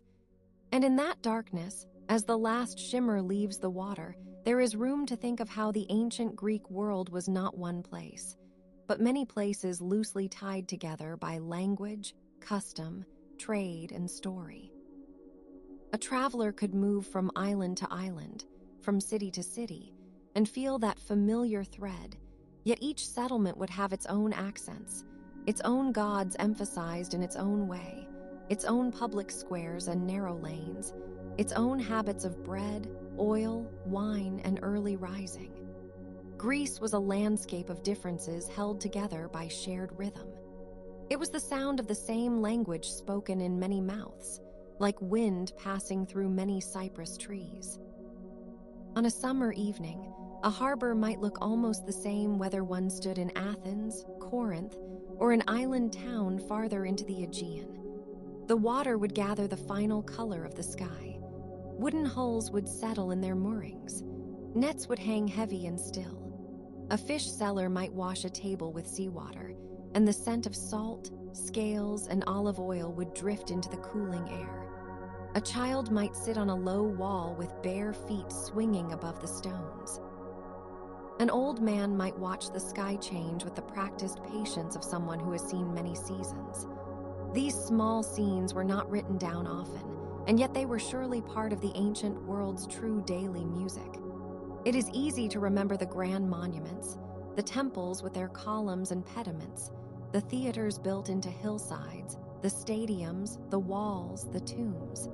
Yet the larger civilization lived just as fully in humble things, in the grinding of grain, in the carrying of water, in the tying of sandals, in the careful storage of oil in painted jars, in the weaving of wool in dim rooms where sunlight entered in narrow stripes, in the quiet exchange of greetings at dawn, in the repeated gestures that made a day possible. History often preserves the most dramatic moments, but the long continuity of ordinary life is what truly held the world together. Somewhere in a courtyard, a woman might be carding wool beside a shaded wall while a bronze vessel gave a faint gleam nearby. Somewhere else, a mason might still have chalk on his hands from setting a stone. A sailor returning from a voyage might pause and look up at a hillside shrine before going home. A teacher might recite a line of Homer to children who were still too young to understand all of it, but old enough to feel the sound of the words. In this way, learning passed quietly from one life to another, not always with ceremony, but with patient repetition. And the myths, too, were part of this same patient repetition. They were stories told many times in many places, never quite fixed, yet always familiar. A household might speak of Athena as a guardian of wisdom and craft. A farmer might offer a small prayer to Demeter and remember the path of seed into earth and earth into grain. Sailors might think of Poseidon's mood when waves changed quickly under the wind. Travelers might leave a little offering at a roadside shrine, hoping Hermes would keep them safe on the road. These were not only grand divine names. They were ways of making the unseen world feel near and knowable, especially at dusk, when shadows lengthened and the borders of things seemed to soften. Ancient Greece was also a world of questions. Some were practical, like how to build a stronger wall, how to make a vessel less likely to crack in the kiln, how to read the weather in the shape of clouds. Some were political, asking who should rule, how citizens should speak, and what justice might mean among people who shared a city. Some were philosophical, reaching toward the nature of being, change, courage, measure, and happiness. And some were unanswerable in any final way, which perhaps made them especially human. Why do empires rise and fall? Why do families fracture? Why do certain poems survive while others vanish without trace? Why does memory cling to one name and pass over another? These questions do not always lead to conclusions. Sometimes they simply deepen the quiet. The Greeks were attentive to the physical world, and the physical world in turn appears in the remains they left behind. A broken cup may show a hand-painted procession of writers. A bronze arrowhead may still preserve the line of its original making. A temple block may carry the chisel marks of a stoneworker who labored in a hot season long gone. A tiny inscription on a grave marker can preserve a name, a trade, a sentiment, a simple farewell. Many of these traces were not meant to become famous. They were meant to speak within a local circle, to mark a boundary between living and dead, to say, in essence, that someone had been here. Yet because they remain, they now carry a farther tenderness. The ancient Greek cities themselves often rose with remarkable care to their settings. A hill chosen for defense, a harbor chosen for access, a plain chosen for fields, a spring chosen for water, a sanctuary placed where the land felt especially charged with presence. The relationship between place and purpose seems to have mattered deeply. Temples were not simply buildings. They were statements about how human life should stand in relation to the divine, to the surrounding land, and to the measure of the community. To approach a sanctuary was often to travel upward, to leave behind some of the noise of daily trade and climb into a clearer air. The path itself prepared the mind. At Delphi, that sense of preparation must have been especially strong. The sanctuary lay on the slopes of Mount Parnassus, looking out over a landscape that seems almost designed for reflection. A pilgrim there would have passed treasuries, dedications, and stone paths before reaching the shrine of Apollo and the voice of the oracle. The answers given there were often famously ambiguous, and perhaps their ambiguity was part of their power. Human beings prefer certainty, but they also know, perhaps more deeply than they admit, that life rarely speaks in plain and final terms. A question can be answered in a way that asks for interpretation, and interpretation itself becomes a discipline of the soul. Delphi, in the fading light of imagination, becomes less a place of loud declarations than one of listening. The rustle of leaves, the movement of feet on stone, the murmur of those waiting their turn, the faint heat of the day giving way to evening. Even the famous omens of the site may be imagined now not as dramatic interruptions, but as small tremors in the ordinary flow of things. A breath taken, a pause before speech, a silence that feels full rather than empty. Far away from Delphi, on a small island, another sanctuary might have stood beside the sea, where wind passed through open colonnades and salt gathered in the corners of stone. The ancient Greeks, like all people who live close to coasts and mountains, knew how to adapt to varied terrain. Some communities looked outward toward trade routes and other lands. Some looked inward toward fertile valleys and local alliances. Some were defined by the sea, some by the hill, some by a river that gave life to a narrow plain. The geography of Greece did much to shape its politics and imagination. Mountains separated communities enough that they developed strong local identities, while the sea connected them enough that they could never remain fully isolated. This combination of separation and contact gave the Greek world much of its distinctive character. A sailor might leave one island and find another not quite like it, yet familiar in outline. A poet might borrow a story from far away and make it feel native to a local audience. A craftsman might adopt a shape from the East, a decorative pattern from Egypt, a technique learned through trade, and then transform it into something recognizably Greek. The culture was never sealed. It breathed through exchange. The quiet truth of many ancient civilizations is that they were made not only of tradition, but also of movement. There is something comforting in imagining the long travel of ideas. A myth told near one shore may drift by spoken voice into another harbor. A style of pottery may move with merchants. A religious practice may be shared, altered, and quietly folded into local custom. The ancient Mediterranean was full of such exchanges, and the Greeks, though often proud of what they considered their own, were also skilled borrowers, adapters, and reinterpreters. Civilization seldom arrives as a single invention. It accretes, like thin layers of lime on old stone, slowly and almost invisibly. One can think of the alphabet this way. The script used by the Greeks, so important to their literature and record-keeping, developed through contact with other writing systems. The story of writing itself is a story of shared inheritance, of signs traveling from one people to another and changing along the way. In the end, a word written on a potsherd or a tablet becomes a small bridge through time. A merchant's tally, a dedication, a law, a personal note, a poem copied by hand, each survives because someone once thought it worthwhile to preserve a thought in visible form. In that decision, there is both practicality and hope. The sea, meanwhile, is always part of the background. Not always visible, but always near in some way. The ancient Greeks depended on it for trade, travel, fishing, military movement, and contact with distant cultures. But the sea also carried uncertainty. Storms could rise suddenly. Routes could be delayed. Boats could vanish. A calm harbor at dusk may look peaceful now, but the same water could become dangerous under a change of wind. That dual nature of beauty and risk together shaped much of Greek life. It perhaps encouraged both courage and caution, both exploration and the need to consult signs. A ship at anchor in the twilight would have offered a particularly lovely sight.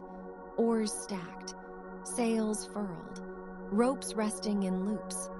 Perhaps a lamp within the cabin glowing through a narrow opening. The men aboard, if they had returned safely, might be eating simply, speaking softly, or already sleeping before an early departure. The ship itself, so much a vehicle of commerce and war, could also seem like a resting creature when still. Its hull would rock gently in the water as if breathing. The sea below would gather the last reflection of the moon. And on land, a road might wind away from the coast into olive country. The trees, each with its muted silver underside, would hold the evening without urgency. Olives were among the quiet constants of Greek life. Their oil-lit lamps, flavored food, anointed the body, and preserved fruit. The tree itself seemed to embody endurance. It grows slowly. It survives poor soil. It sends roots deep. It keeps offering its small, glossy leaves to the light. In a culture that valued balance and measure, the olive may have seemed almost like a natural symbol of those virtues. It gives without excess. It endures without spectacle. Wheat and barley, too, shaped the ancient rhythm. Bread was not merely food, but the foundation of life. To grind grain was to transform effort into sustenance. To bake was to complete a circle that linked field, labor, household, and table. Around such simple acts, entire social worlds organized themselves. Meals were shared, offerings made, guests welcomed, festivals prepared. The line between daily nourishment and sacred rite could sometimes be gently crossed. A portion reserved for the gods, a portion for kin, a portion for the stranger, and a portion for the self. Such divisions reveal a civilization thinking carefully about obligation and abundance. The ancient Greeks also understood the value of athletic and musical competition, not just as performance, but as a kind of disciplined beauty. At Olympia, at Delphi, at Nemea, and elsewhere, festivals brought crowds together under a shared rhythm of ritual, race, song, and sacrifice. One can imagine the atmosphere as both celebratory and ordered. Dust rising from the track, crowds shading their eyes, heralds speaking, athletes preparing with oil on their skin, poets presenting verse, musicians testing lyres, victors receiving wreaths that would soon fade, though their names might endure. Fame in the Greek world often had a bittersweet quality. A person could be honored greatly, yet time would still move on. The wreath withers, but the story remains. And stories in the ancient Greek imagination were never entirely separate from the gods. The gods were not distant abstractions. They inhabited mountains, waters, households, roads, thresholds, groves, and the uncertain places between things. Sometimes they appeared in human form in myth. Sometimes they were felt as presences in dreams, omens, or sudden intuitions. Their world was not sealed from the human. It was intertwined with it. A farmer making an offering at the edge of a field, a bride preparing for marriage, a soldier setting out, a mother praying for a child, a guest entering a house, all might be participating in a larger and older network of sacred attention. Yet the Greek mind, if one may speak that way, was never content to rest only in reverence. It also wanted to inquire. The philosophers are sometimes imagined as dry or severe, but there is something deeply serene in their efforts. To ask what things are made of, what justice means, what knowledge is, what the good life requires, is to begin with wonder. Wonder, in this sense, is not loud. It is attentive. It notices that the world is there at all. It sees that a single question can open a very wide room. In a quiet courtyard, beside a plane tree or a fountain, a conversation could begin with a simple remark and then move slowly toward the nature of existence itself. Plato's dialogues preserve some of that moving thought, though they are also literary works, shaped with care. Aristotle's writings preserve another kind of attention, more methodical, more cataloging, reaching toward the order of living things, speech, ethics, politics, and natural motion. The Presocratics, in fragments and later reports, appear like figures standing in dawn light, turning their minds toward fire, water, number, change, and being. Even in fragmentary form, they suggest a world in which the oldest questions were already being asked with serious calm. What is the stuff of reality? How do opposites relate? What persists through transformation? Why is there order at all? These are not questions one rushes through before bed. They are questions that seem almost designed for the edge of sleep, where the mind loosens its grip and lets possibilities drift. One may not answer them tonight. One need only let them be present, like distant lamps across water. The ruins themselves have their own way of teaching patience. A fallen column does not hurry. A cracked terrace stone does not complain. A weathered relief continues to lose detail little by little, and then suddenly reveals one clear fold of garment or one profile turned in half-light. Archaeology, in a sense, is a discipline of careful looking. It asks what has survived, how it survived where it was found, what lay beside it, what has been inferred, and what must remain uncertain. Much of ancient Greece is known this way, by fragments of architecture, ceramics, bones, inscriptions, and reused stones embedded in later buildings. The past comes to us not as a whole preserved hall, but as a series of soft-lit rooms partly opened by excavation. There is a special quiet in the work of archaeologists kneeling in earth that has not been disturbed for centuries. A brush moving slowly, a trowel lifting a little soil, a shard emerging, a line of painted black on red clay, a piece of a statue's hand, a coin darkened by burial. Each discovery is modest in itself, yet together they accumulate into a more complete and still incomplete understanding. The excavation trench can feel almost like a conversation with time, and time, though silent, seems to answer in layers. Some of the most moving remains are the most ordinary: a child's toy, a spindle whorl, a cooking pot blackened by use, a pair of sandals rendered in bronze on a votive relief, a small figurine placed in a tomb.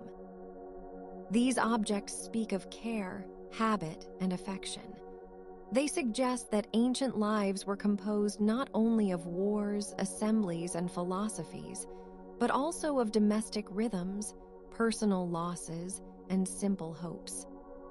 It is possible to imagine a family setting aside a favorite bowl, or a mother keeping a small charm, or a grandfather telling the same local story by lamplight every winter.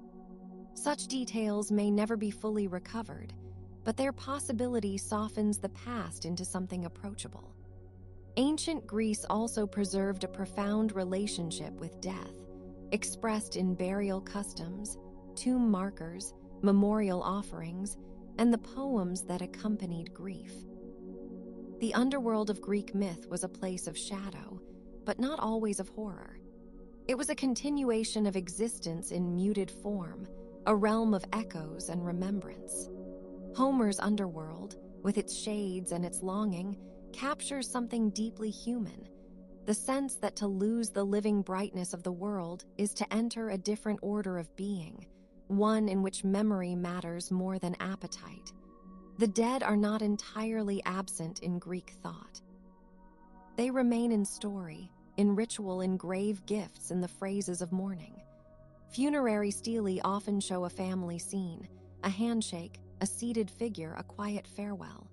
Their restraint can be more affecting than grand lament. They ask only to be seen.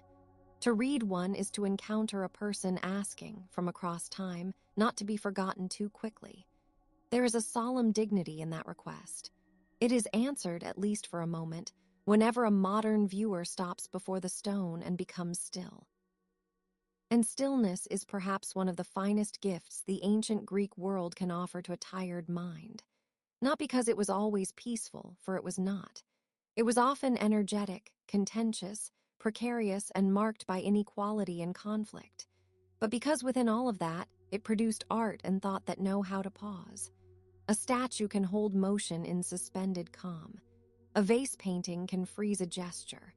A poem can make a single moment linger. A temple can define empty space as well as filled. These arts do not merely show action. They also show measure. Measure was important in many Greek domains. In architecture, proportion gave harmony. In ethics, moderation promised stability. In verse, meter gave shape to sound. In politics, at least in theory, balanced speech and civic participation were valued, though practice was often more complicated. In medicine, observation and balance became central to understanding the body. The broader Greek affection for order was not a rejection of life's complexity. It was a way of making room for complexity without losing form. A well-made vessel is not rigid in spirit. It simply knows the shape needed to hold what it carries. Even the word for civilization can seem, in this context, somewhat misleading if it suggests a fixed and completed thing. The Greek world was always in motion. Colonies were founded across the Mediterranean and Black Sea. City-states competed, cooperated, traded, and fought. Dialects shifted. Governments changed. Alliances formed and dissolved. Poets traveled. Ideas crossed boundaries. The world that began in the Bronze Age evolved into the Classical period, then the Hellenistic Age, each with its own tone and scale. No single snapshot can hold it all. It is more like the changing surface of the sea, where the pattern is always real, yet never still. In the Hellenistic centuries, after Alexander's conquests, Greek language and culture spread far beyond the Aegean proper, blending with local traditions in Egypt, Persia, Mesopotamia, and beyond. This too is part of the Greek story, though it belongs to a world larger than the narrow map of the islands and mainland. Libraries grew. Cities were planned. Scholars measured the earth, studied anatomy, compared texts, and preserved knowledge with remarkable care. The Library of Alexandria, in particular, has become a symbol of intellectual longing, though much of its exact history is lost or uncertain. What remains is the idea of a place where many scrolls, many voices, and many strands of learning were gathered together under one roof. It is easy to imagine such a library in the blue hour of evening, with polished floors reflecting lamplight and tall shelves or niches full of rolled papyrus. Scribes would work carefully, copying texts with disciplined attention. Scholars would debate, read aloud, annotate, and perhaps disagree quietly over the meaning of a line. The place would not be silent in the absolute sense, but hushed in the way that rooms become when people are devoted to thought. Even there, the great labor of preservation would have felt fragile. Papyrus wears, ink fades, fire takes, floods damage, empires change. Yet the desire to remember persists, and with it the hope that some portion of human thought may survive its own time. The ancient Greek language itself has a lasting resonance. So many words in later languages bear its traces, especially in science, philosophy, medicine, theater, and political thought.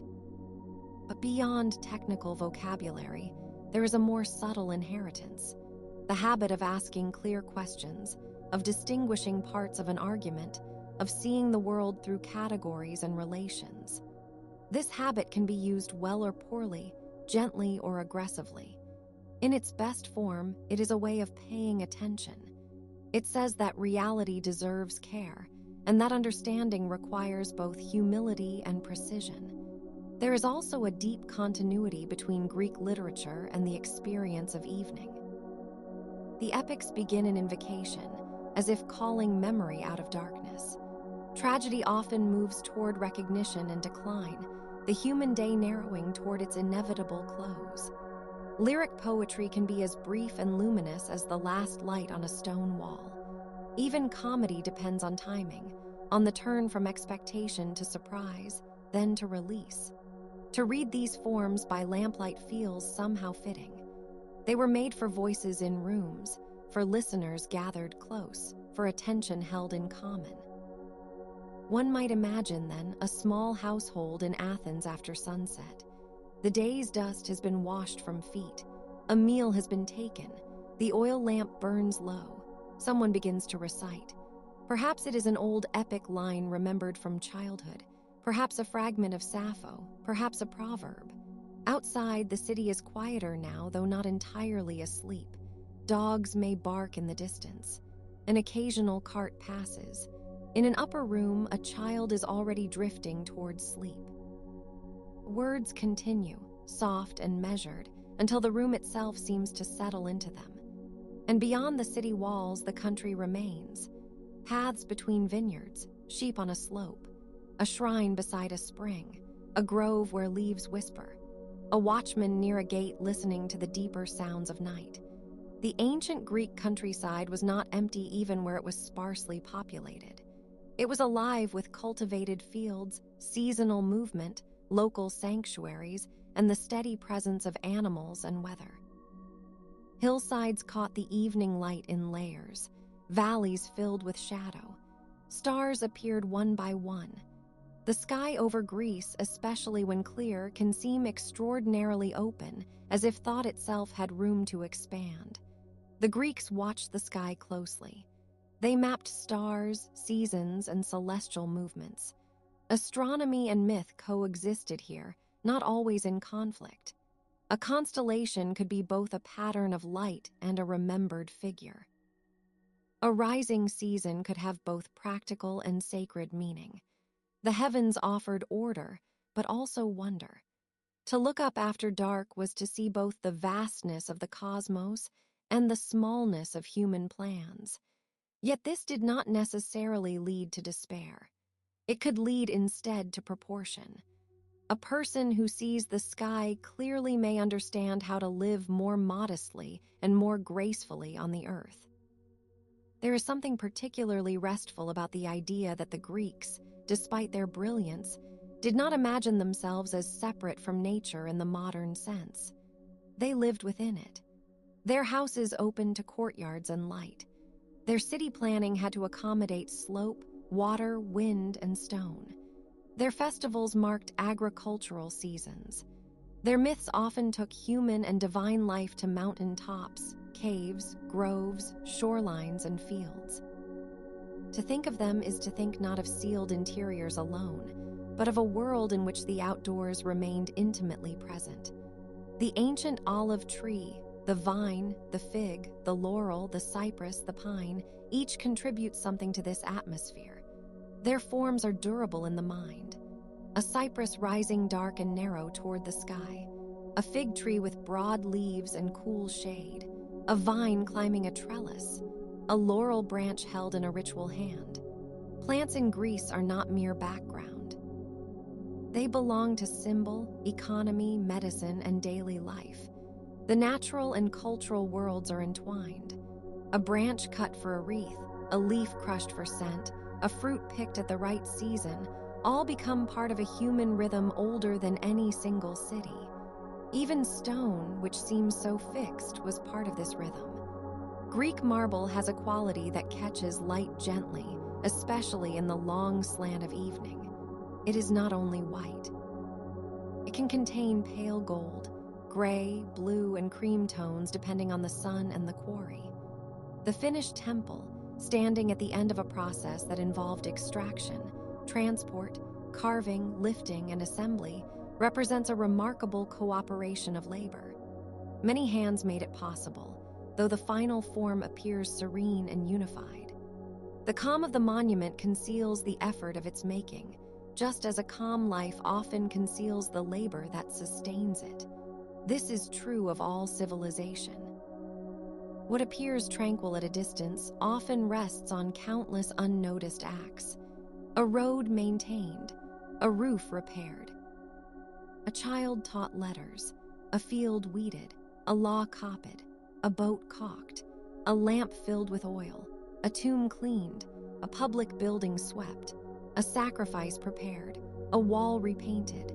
A city is not only its monuments, but also the recurring care that keeps it from falling apart. Ancient Greece, for all its celebrated genius, depended on such care every day. And yet many of its greatest achievements feel as though they arose naturally, like flowers from a stony hillside after rain.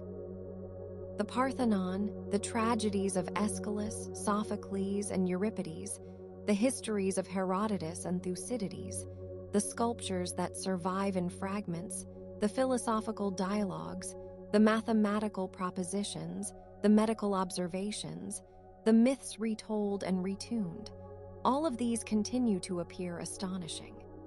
But perhaps their astonishment lies not in being unreachable, only in being so fully human. They are products of communities trying to understand themselves, their gods, their cities, their conflicts, their mortality. That is why they still speak. In the end, perhaps this is what makes ancient Greece such a fitting subject for a bedtime journey. It is both luminous and partial, clear in outline, mysterious in detail, famous, yet still partly hidden. A civilization of names we know and names we only half know.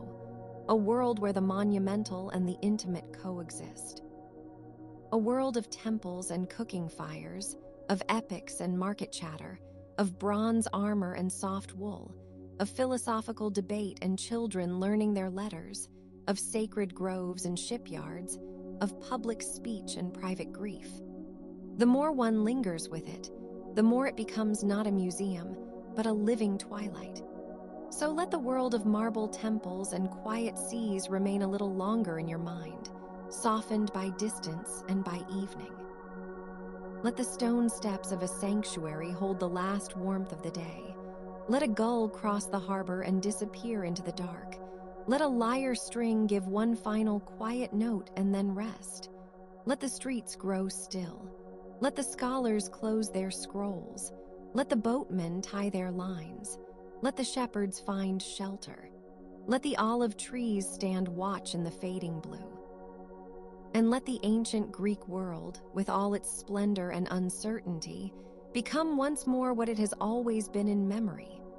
A shoreline of thought, a shelter of stories, a calm place to set down the mind. Now the temples are only shapes against the sky. The sea is a darker field of breathing sound. The cities have gone inward into lamplight and sleep. The oracles are silent. The theaters are empty. The roads are empty except for the wind. Yet nothing is truly lost while it can still be gently remembered. And so the old world continues, not in noise, but in a deep and peaceful hush, where marble, water, myth, and human longing rest together under the same quiet night. In that hush, it is easy to imagine the long evening settling over the Aegean itself. The islands, scattered like stepping stones across dark water, seem to float rather than stand. Their slopes are folded in shadows now, and the bright white houses of later centuries have not yet appeared in this earlier world. Only the low, practical settlements of stone and timber, the harbors with their rows of boats, the rocky paths that climb toward sanctuaries and lookout points. The coastline of Greece is famously intricate, and even in antiquity it must have seemed like an invitation to travel. Inlets, bays, promontories, and narrow straits divide the land into many small places, each with its own rhythm, its own local gods, its own habits of speech.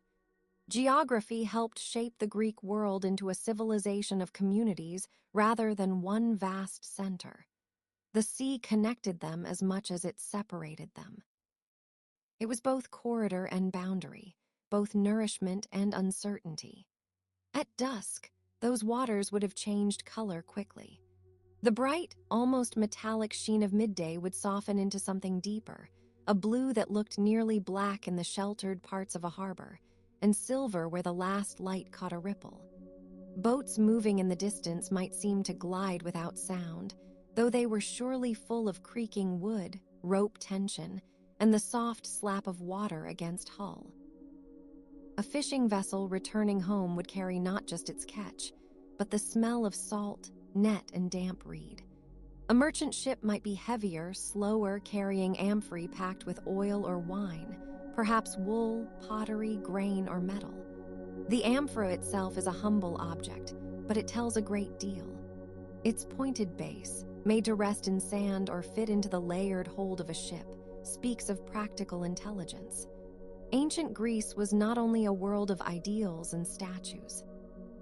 It was a world of containers, measures, weights, and careful storage.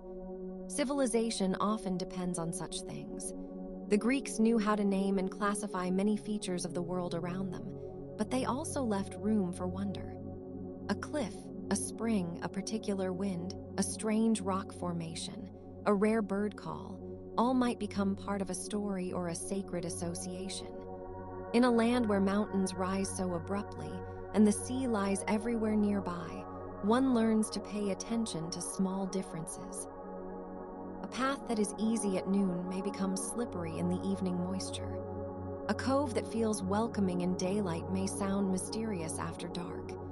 Even the moon, when it rises over the islands, can make the stone seem older and more thoughtful than it did before. Ancient people lived amid this attentiveness. They did not need to romanticize the landscape. It was already dramatic, already alive with contrasts of shelter and exposure, brightness and shade, fertility and stone. And because the land was so varied, the communities that grew within it were varied as well. One city might be oriented toward farming, another toward sea trade, another toward craft production, another toward military discipline, another toward religious prestige.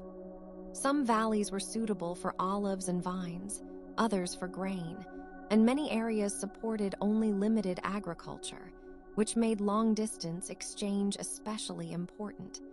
This may be one reason the Greek world became so skilled at movement. Sailors, traders, colonists, diplomats, athletes, poets, artisans, and soldiers all crossed the same waters. The sea made contact possible, and contact carried stories.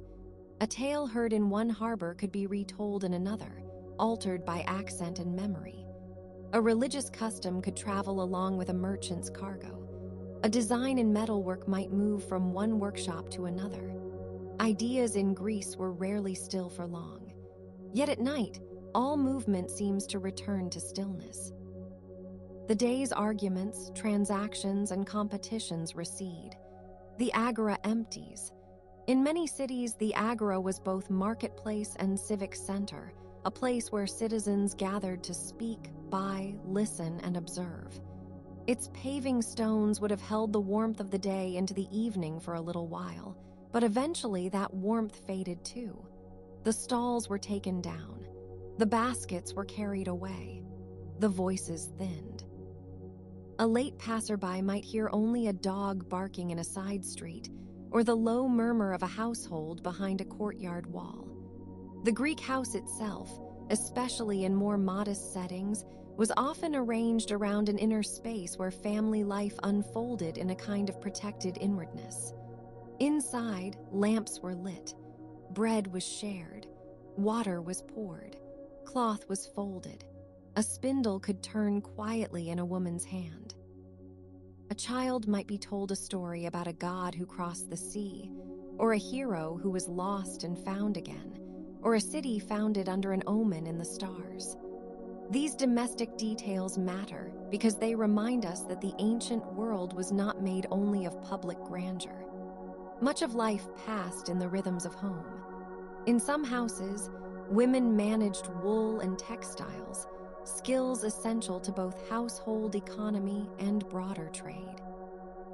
Weaving in the ancient Greek imagination often carried symbolic meaning too, appearing in myths where patience, craft, and destiny become interlaced. One thinks of figures such as Penelope, who weaves and unweaves in a long waiting that has become almost a quiet emblem of endurance. One thinks of Athena, associated with skill, wisdom, and ordered making, as opposed to more impulsive powers. A loom is not a battlefield, but it is a site of intelligence. Pattern depends on memory. Tension must be balanced. Threads must pass over and under in deliberate sequence. In that sense, a woven cloth can be as remarkable as a carved frieze. It simply speaks more softly. The same is true of many things from antiquity that survive only in fragments or traces. A chipped cup with a painted scene, a broken inscription, a piece of domestic pottery blackened by fire, a bronze tool with a worn handle, a figurine with a face abraded smooth by time. These are not lesser than the great monuments, only quieter in their testimony. They tell us about hands, they tell us about habits, they tell us about repeated use. A grand temple may evoke awe, but a repaired bowl can evoke intimacy. Someone held this, someone washed it, someone set it aside and picked it up again. Ancient history becomes less abstract when we notice such things. It acquires a human scale, and human scale in Greece included contradiction. The same civilization that celebrated freedom and civic participation also relied on slavery. The same city that glorified public debate could exclude women, foreigners, and many laborers from formal political voice.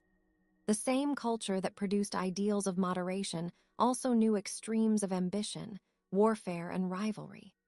The same myths that comforted listeners also contained cruelty, loss, and transformation.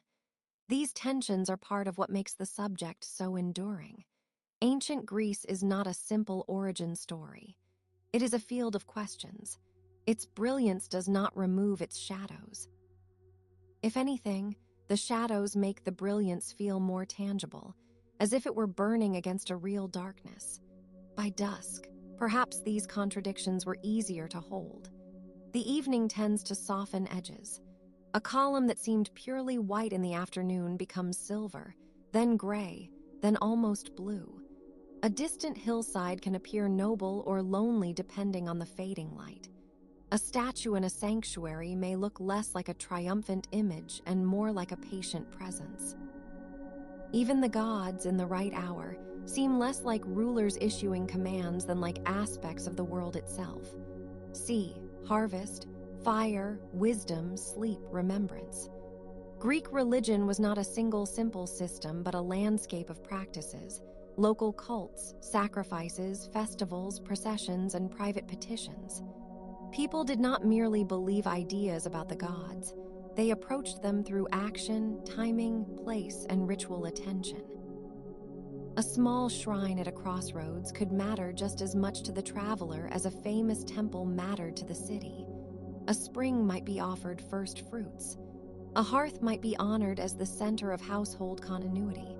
A festival might bring together people who spent the rest of the year in separate routines. Incense would rise in a faint column. Animals might be prepared for sacrifice. Garlands could be placed on altars. The smell of smoke, meat, and cedar or laurel would mingle in the air.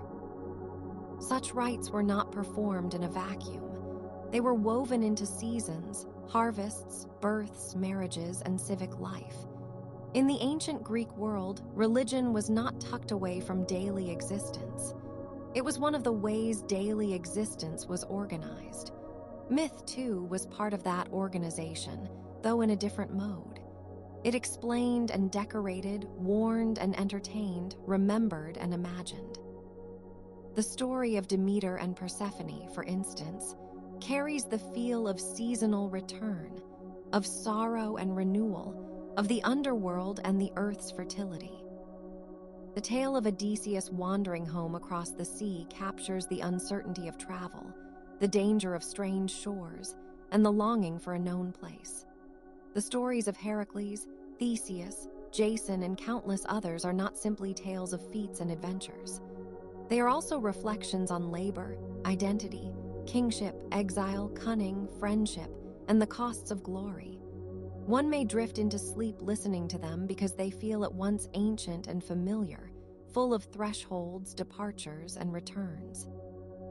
It is sometimes said that mythology belongs to a world before science, but this makes it sound too small.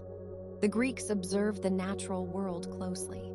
They studied medicine, astronomy, geometry, zoology, architecture, and the behavior of forces in practical and theoretical ways. Their myths did not replace inquiry.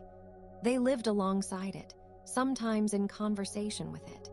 A thinker might wonder what causes an eclipse, while a poet imagined the sun god's chariot at the edge of the sky. These are not always competing explanations. They belong to different kinds of attention. One seeks mechanism, the other seeks meaning, image, and memory. Ancient Greek culture had room for both. That elasticity is part of its richness. Consider the night sky over Greece. It would have looked profoundly familiar and also deeply strange. Without modern light pollution, the stars could appear almost overwhelming in number. The Milky Way would have spread as a pale river across the darkness. Constellations named in later tradition would not yet have been fully fixed in the same way, though patterns in the heavens were certainly watched and used. Sailors learned to navigate by stars and familiar seasonal signs. Farmers watched for timing. Poets watched for beauty and omen. A clear Greek night might feel like a great woven canopy, each point of light carefully placed. And between the stars, there was blackness so complete that it may have seemed almost tactile. Under such a sky, a temple on a hill could glow faintly, and a village fire below could seem both tiny and essential. There is a particular serenity in imagining ancient observance at night. A watchman moving slowly along a wall, a dog lying near a doorway, a household lamp burning behind clay walls, a priest or priestess tending a shrine by lamplight, a fisherman checking gear for dawn, a mother adjusting a blanket over a sleeping child. A student perhaps still awake, memorizing lines of poetry by oil lamp, the room held in a small circle of light. Ink, in the ancient Greek world, was not always abundant or easy, and texts were copied by hand. A scroll or tablet represented care, repetition, and the survival of words across time. The idea of literature as something preserved through fragile material means can itself be calming. It reminds us that thought has always needed vessels. Some of the most enduring Greek writing survives because later people cherished it, recopied it, commented on it, taught it, and kept it in libraries. The Great Library of Alexandria, though not in Greece itself, became one of the most famous gathering places for Greek learning in the wider Hellenistic world. Scrolls traveled there, and scholars worked among them with extraordinary patience. They compared versions, corrected errors, annotated lines, and tried to recover the shape of older works. Much has been lost, but enough remains to suggest the vastness of what once existed. Tragedies that once filled theaters are now mostly absent. Epics once recited by memory are reduced to a few surviving poems, quotations, and references. Philosophical schools flourished and faded. Medical treatises, treatises on plants, on animals, on ethics, on politics, on music, each formed part of an intellectual landscape whose full contours we can only partially see. This incompleteness has its own kind of beauty. It makes the ancient world feel quiet and open-ended, as if it were still mid-sentence. A broken inscription invites the imagination, but also resists it. A missing chapter leaves room for reflection. An unexcavated site under a field or a modern town may hold silent evidence no one has yet uncovered. Archaeology in Greece, as elsewhere, often proceeds in layers, revealing occupation after occupation, each one leaving traces below the next. A sanctuary may have begun as a simple altar in a natural setting and later acquired columns, walls, dedications, and more formal architecture. A settlement may have grown, changed, contracted, and been rebuilt repeatedly over centuries. The ground itself becomes a form of memory, though one that must be carefully read. Reading the ground is a little like reading a landscape at dusk. Details appear, then merge, then reappear in altered form as light shifts. A line on a hillside might be the edge of a terrace, or only a path softened by shadow. A stone block might belong to a temple, a house, a wall, or a later reuse. In Greece, as in many ancient places, materials were reused often. Stone was too valuable to waste. A building might be repaired, altered, dismantled, or cannibalized for later construction. Thus, the past survives not as a frozen museum piece, but as a layered and practical inheritance. Even ruins were once active structures participating in new phases of life. The serene ruin we admire today once had doors, voices, smoke, and weathering roofs. And weather itself played a powerful role in the Greek experience. Sun, wind, rain, sea spray, and seasonal change shaped architecture and habit. Houses were adapted to heat and shade. Temples were designed to stand in bright climates, their proportions and materials visible from a distance. Olive trees endured rocky soils with a calm resilience that must have seemed almost philosophical. Vineyards required pruning and attention. Grain fields demanded timing.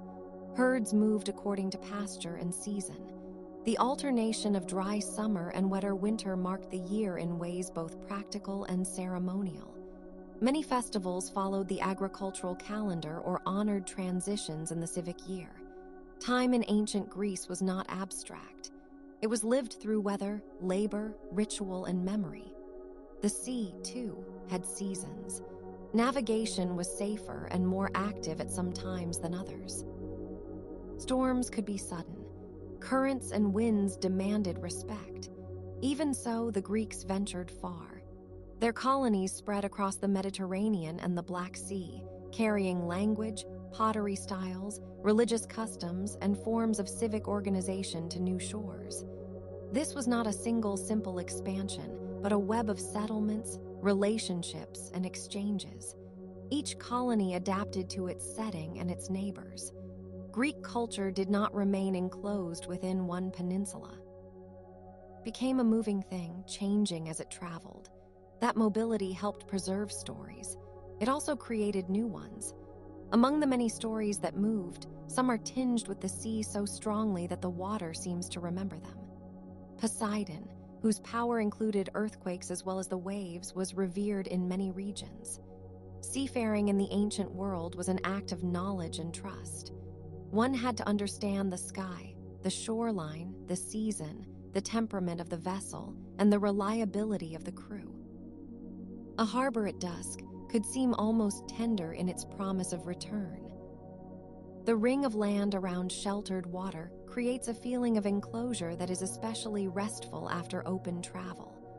Nets drying on posts, ropes coiled neatly, anchors set near the quay, these all convey a kind of practical peace. Even warfare, which occupied so much of Greek history, can be viewed from a distance that reveals its own somber order. Shields, helmets, bronze spearheads, cuirasses, and disciplined formations were not merely instruments of violence. They were also signs of organization, identity, and civic obligation. The hoplite phalanx, for example, depended on cohesion and mutual trust. Each man's position mattered to the whole, yet the harshness of war was never absent. Greek history is marked by intercity conflict, shifting alliances, Persian wars, civil strife, and devastating campaigns. The beauty of the surviving art and literature does not erase the pain that accompanied it. Indeed, some of the most powerful Greek writing arises from that tension. Tragedy looks directly at suffering and asks what wisdom, if any, may still be possible. When tragedy is performed in a great theater, the space itself deepens the experience. Greek theaters were often built into hillsides, open to the air, with rows of seating descending toward the orchestra. In daylight, they would have appeared almost architectural in their calm simplicity. During a performance, however, they became places where thousands could listen together. The actors, using masks and heightened voice, inhabited roles that were at once individual and emblematic. Chorus, melody, gesture, and speech combined to make a civic ritual of reflection. Even without seeing a performance, one can imagine the soft rustle of garments, the attention of the crowd, the light changing over the stage as afternoon gave way toward evening. The tragedies themselves often concern old houses, inherited burdens, fragile truths, and the limits of human knowledge. They are, in a sense, deep bedtime stories, though far more severe than the tales we tell children. They remind us that life is governed by forces larger than any single will. Yet Greek literature also offers gentleness. Pastoral poetry looks toward shepherds, groves, spring water, birds, and the quiet of rural labor. Lyric poetry can be intimate, brief, and almost whispering.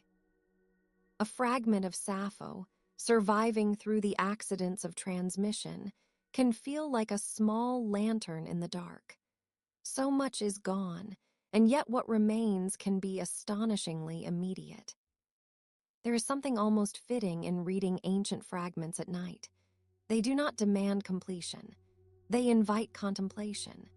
A few words may be enough to suggest a whole mood, a whole life, a whole vanished conversation. The same is true of sculpture in fragmentary form. A head without a body, a torso missing arms, a hand with a broken offering, a draped fold of garment, a preserved eye from a painted face. These remnants leave space around them. Sometimes the missing parts become more active in the mind than the surviving stone. We reconstruct posture, expression, and gesture. We wonder where the object stood, who saw it, whether it was once brightly painted, as many Greek sculptures were. The modern preference for pure white marble can obscure the fact that the ancient world was often vividly colored. Red, blue, gold, and other pigments would have animated surfaces now faded by time. The classical past was not colorless. It simply arrived to us bleached by centuries of weather and changing taste. Thinking of those colors at dusk brings a special stillness. The day has already begun to bleach into shadow. Colors are less assertive now, more internal. Blue grows deep. Gold becomes amber. Red turns to brown or wine. White becomes silver or pearl. The temple on a hill no longer shouts its presence, it holds it. The sea no longer flashes, it absorbs the sky. The olive leaves no longer glitter. They darken into a soft, almost matte texture. The world, for a few hours, is relieved of emphasis. Ancient Greece in this hour feels especially suitable for contemplation because it was itself a civilization of thresholds, between land and sea, between myth and reason, between city and countryside, between human intention and divine possibility, between what has survived and what has vanished. Even its political forms reflect this threshold quality. The polis, or city-state, was a close-knit civic world, small enough for direct participation, yet large enough to generate complex institutions.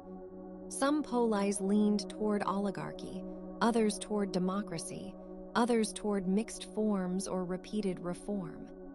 Athens is often remembered for its democratic experiment, though that democracy was limited by modern standards and depended on exclusion as well as participation.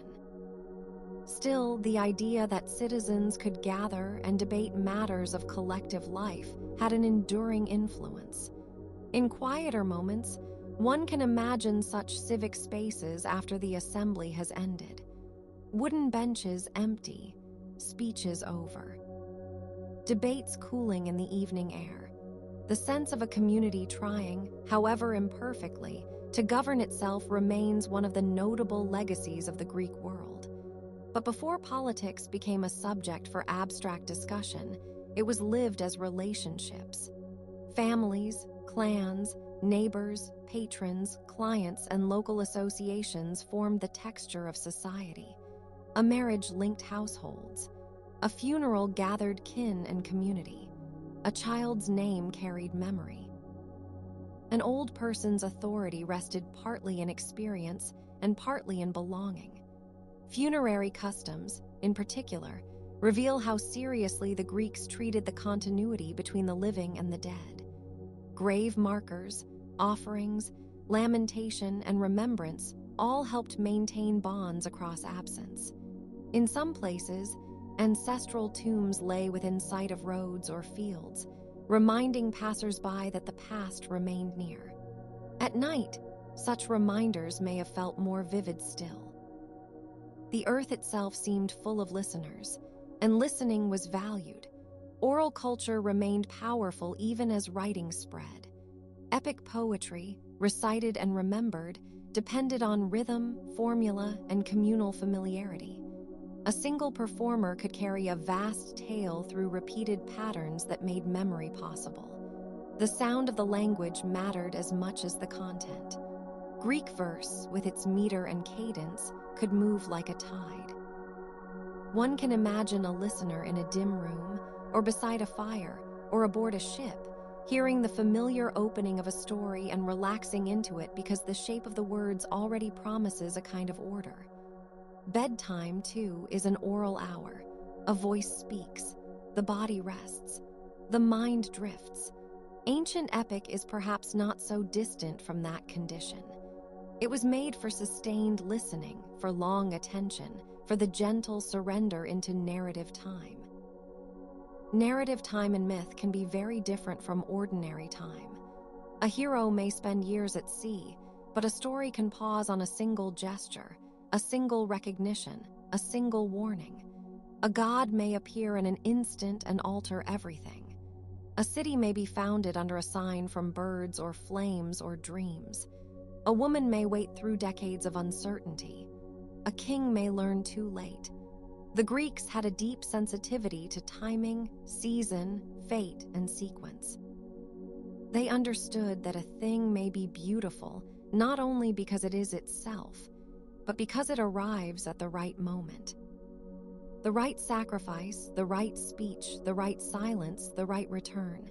Even now, one can feel how much of ancient life depended on the fit between action and occasion. This sensitivity extended to craftsmanship. A potter centered clay on the wheel with steady pressure. A mason laid stone with attention to balance. A carpenter joined beams. A sculptor studied proportion. A metalworker hammered and annealed. A shipbuilder selected timber and curvature. The Greeks admired techne, skill or craft as a fundamental human excellence. Not all knowledge was theoretical. Much was embodied. Hands learned what eyes and words alone could not fully teach. In this regard, the making of things becomes a meditation on patience. A vessel does not appear at once. It is shaped through repeated correction.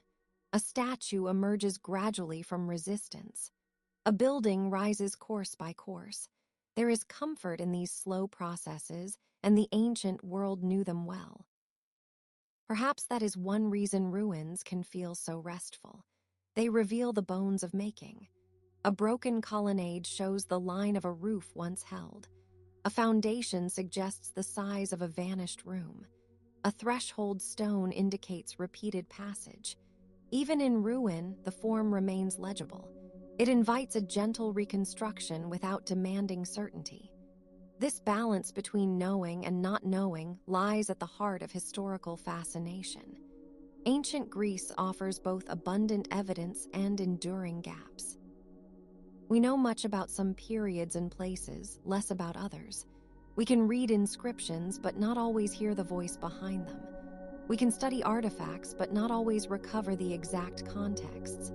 We can imagine the lives of ordinary people, but their names are mostly gone. And yet the traces persist, like footprints near a shoreline slowly washed by the tide. At dusk, the tide itself seems to think about erasure. Footprints on wet sand are temporary by nature. They appear, then blur, then vanish. So too do many human works. Yet the desire to mark, to commemorate, to sing, to carve, to build, to record remains remarkably persistent. The Greeks participated in this desire with particular intensity. They inscribed victory lists, dedications, laws, decrees, epitaphs, and names. They built sanctuaries to honor divine favor and monuments to remember events. They composed poetry that outlived its original moment. They asked questions that still feel alive. What is courage? What is justice? What is friendship? What is the good life? What is the relationship between human effort and divine order? What does it mean to be remembered? These questions are as quiet as they are immense. And in the evenings of a long, settled city, perhaps even those questions became softer. The market was closed, the assembly done, the younger children asleep, the older ones indoors, listening to stories or finishing work by lamp. A man returning from the harbor might pass an altar and lower his head briefly, without ceremony. A woman might sprinkle water before a doorway. A slave might carry a basin. A cook might bank the coals. A teacher might set aside a stylus. A traveler might find lodging. Somewhere in another house, a song might be heard through a half-open wall. Somewhere else, a bell-like sound from a metal workshop would have ceased for the night. The city breathes differently after dark. It does not stop being itself. It becomes inward. Ancient Greece, despite its fame, was not one world but many. Attica differed from Sparta, Corinth from Thebes, Miletus from Delphi, Crete from the islands, Macedonia from the southern polis, and the Greek communities in Asia Minor or Southern Italy often developed their own distinct character. This variety keeps the subject from becoming fixed or overly neat. A traveler moving from one region to another would notice changes in dialect, customs, building styles, and political life. Some places were renowned for sanctuaries, others for military discipline, others for philosophy, commerce, or poetry. The Greek world was a mosaic, and the grout between its tiles is made of sea roots, mountain passes, alliances, rivalries, and stories. Delphi, in particular, seems especially suited to twilight. Set on the slopes of Mount Parnassus, its sanctuary held a special place in the Greek imagination. The oracle of Apollo drew visitors from many lands, each seeking guidance. The answers given were famously ambiguous, or at least open to interpretation. That ambiguity itself feels apt. Human beings rarely receive perfect clarity from the future. They ask, and are answered in forms requiring wisdom. The setting of Delphi, with its terraces, stone paths, and view toward the valley below, evokes a measured kind of solemnity. One can imagine the coolness of stone there in the late day, the scent of laurel, the hush of waiting. Even uncertainty can be restful when it is framed by ritual. Other sanctuaries held different atmospheres. Olympia, with its athletic games and sacred precincts, combined competition with reverence. Nemea, Isthmia, and other festival sites drew crowds in their season. The games themselves were not merely sports. They were bound to religious celebration, civic prestige, and the display of excellence. Athletes trained intensely, but the spectacle belonged to a wider social world. Victory crowns of olive, laurel, pine, or celery, depending on the site, remind us that honor in the Greek world was often associated with natural materials rather than lasting trophies. The award was beautiful precisely because it was perishable. It pointed beyond itself to memory, fame, and communal recognition. Such value systems may seem distant now, yet they retain a strange tenderness. To be crowned with leaves is to be honored by something living.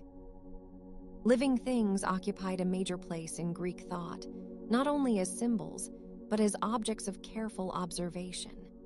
Aristotle's work on animals, for instance, reflects a persistent effort to classify, compare, and understand the forms of life. Medical writers studied the body with an eye to balance, temperament, and cause. Herbs, climates, diets, and habits all mattered. Though some conclusions now seem limited or mistaken, the underlying impulse was serious and attentive.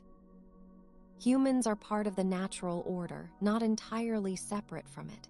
The body reacts to seasons. Food influences mood, place shapes health, sleep restores, excess unsettles, moderation helps. Such ideas suit bedtime almost perfectly, since they recognize in a practical way the value of rest, routine, and harmony.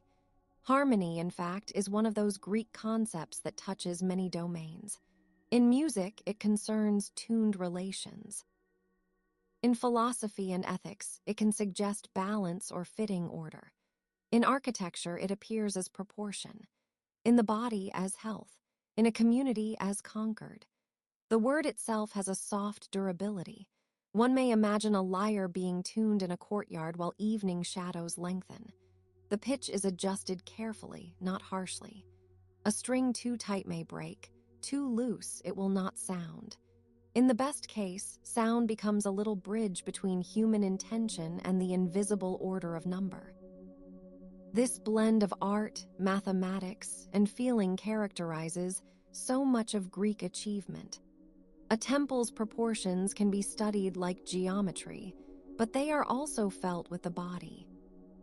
A poem's meter can be analyzed, but it is also breathed.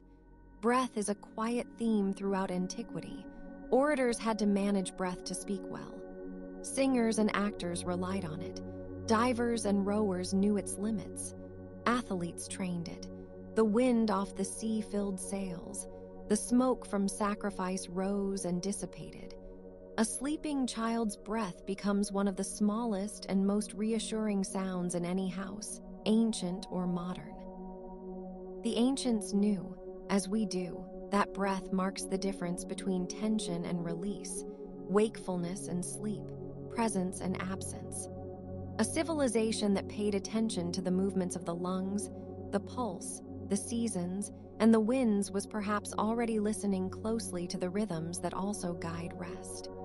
As this old coastal world grows even quieter in the mind, one might picture the moonlight itself moving across it. It touches the marble of a temple and softens every edge. It lies on the olive grove like a pale veil. It reaches into a harbor and finds the water almost black. It traces the ridge of a mountain and leaves the valley in deeper shadow. It makes the white of a fisherman's tunic glow faintly, and the bronze of a helmet seem deep and cool. Under moonlight, distances can feel both farther and nearer than before. The world is simplified, but not emptied. A few details remain enough to orient the heart. That is perhaps why so many cultures associate night with reflection, memory, and dream. Dreams were significant in Greek thought as well. They could be messages, disturbances, revelations, or simply signs of the mind's wandering. In myth and history alike, dreams sometimes guide action. A ruler may dream of danger. A hero may receive counsel in sleep. A household may interpret an unusual dream as a sign from the gods. Whether one believes dreams communicate with the divine or simply reflect inner life, they clearly mattered. The boundary between waking and sleeping was porous to the ancient imagination, and in a bedtime story, this porosity feels especially apt. The listener is already moving toward that edge, that quiet borderland where thought loosens its grip and images begin to drift. Let them drift now toward a harbor at the edge of a Greek evening, where a small boat rocks gently against its mooring. The rope makes a faint rhythmic sound against wood. Nearby, a stack of nets rests in shadow. A lantern burns low inside a nearby room. Somewhere inland, a shepherd's dog settles. Farther up the hill, a sanctuary stands in silhouette, its columns pale against the darkening sky. No crowd remains. No hymn is sung. The priest has withdrawn. Only the stones hold the day's warmth a little longer. On the path below, someone pauses and looks back at the city lights, scattered and few. Then the figure continues home. Home, in the ancient Greek sense, was not always large or elaborate. Often it was composed of practical rooms, inner courts, storage spaces, a hearth, and perhaps upper levels for sleeping or seclusion. But home also meant belonging, the place where one's routines, kin, tools, food, and familiar objects gathered into a meaningful whole. A house acquires its own memory. The threshold knows the feet that cross it. The wall knows the seasons. The cup knows the hand. The ancient Greeks, like all people, lived among such intimate repetitions. It is easy to focus on the dramatic public life of their cities, but the larger civilization was sustained by these small domestic continuities. Someone always had to grind grain, fetch water, patch fabric, trim wicks, sweep floors, heat oil, repair sandals, and prepare the next meal. These acts, though humble, formed the background of thought itself. A philosopher could not think on an empty stomach. A poet wrote in a world of kitchens, workshops, courtyards, and roads. Even the highest abstractions emerge from a material base. The Greeks sometimes seemed aware of this. Their reflections on virtue, justice, and the soul did not float free of daily life. They were grounded in concerns about education, household management, bodily discipline, and the arrangement of the city. The best way to live was not merely an idea. It was a practice to be sustained. This may be one reason ancient philosophy continues to feel useful. It asks for application, not just admiration. And so, even in sleepiness, we might notice how much ancient Greek life turned on measure. Measured speech, measured labor, measured sacrifice, measured proportion in architecture, measured steps in dance, measured oar strokes at sea, measured portions of bread and wine, measured time before a festival, measured attention in teaching. The Greeks had a strong sense that excess can unsettle. This is not a rejection of joy, but a recognition that joy itself often depends on form. A feast is best when it follows hunger. Music is best when silence surrounds it. Light is most beautiful after darkness. A story is most affecting when some things remain unsaid. What remains unsaid, after all, is one of the enduring qualities of history. The ancient Greeks did not leave us a complete record of themselves, only the uneven remnants of many voices. Some voices are louder because they were preserved by later admiration. Others are faint because they belong to ordinary people, women, laborers, migrants, children, and slaves whose words were rarely written down. Yet traces of their world survive in the shape of tools, food remains, house plans, burial customs, graffiti, and reused objects. These traces are enough to tell us that ancient Greece was not inhabited only by the famous names we remember. It was also lived by countless people whose days were made of errands, weather, work, and small affections. Their silence is not emptiness. It is part of the texture of the past. The past itself can be approached like a shoreline after the tide has gone out. Shells remain, seaweed dries, a line in the sand marks where the water once reached. One can walk slowly and find unexpected things. A worked stone, a shard of pottery, a fragment of inscription, a pattern in erosion, a patch of flowering plant on a slope. The ancient Greek world leaves such shoreline evidence everywhere. Some of it is grand and polished. Some of it is ordinary. All of it has been touched by time, and time, in turn, makes the observer more patient. To study antiquity is to accept that many truths arrive indirectly. Perhaps that is why the world of marble temples and quiet seas is so conducive to rest. It does not demand immediate resolution. It asks only for gentle attention. One can look at a ruined column and think about the quarry, the mason, the rope, the lever, the festival, the chant, the painted surface, the citizen climbing the steps. The priest bringing water, the birds nesting in the cracks, the centuries of wind and rain, the scholars measuring the site, the travelers pausing to photograph it, the local person who passes by it every day without looking up. All of these layers coexist. The temple is not one moment. It is many moments resting together. And so, as the mind begins to settle more deeply, let the ancient Aegean become ever quieter. Let the islands sink into the dark with only their outlines visible. Let the stars appear one by one. Let the wind ease. Let the oars be stowed. Let the clay lamps burn low and then lower still. Let the harbor walls hold the last reflection of the moon. Let the olive groves breathe in darkness. Let the philosophers close their notebooks, so to speak, and step into dream. Let the poets lay down their verses. Let the sculptor's tools rest beside unfinished stone. Let the myths, having been spoken once more, fold themselves gently back into silence. There is no need to solve every mystery before sleep. Ancient Greece remains partly known, partly lost, and wonderfully alive in that very condition. Its temples, seas, poems, battles, prayers, and daily labors continue to drift through memory like a calm procession at evening. One can let them pass without grasping too tightly. Stone endures, water moves, stories remain. The night receives them all. And now, with the marble dims, the sea hushed, and the last warm light gone from the columns, the old Greek world can rest. The harbor is still. The road is still. The hearth is still. The sanctuary is still. The mind, too, may grow still, as if seated on a shaded terrace above the water, listening to nothing but the soft interval between one wave and the next.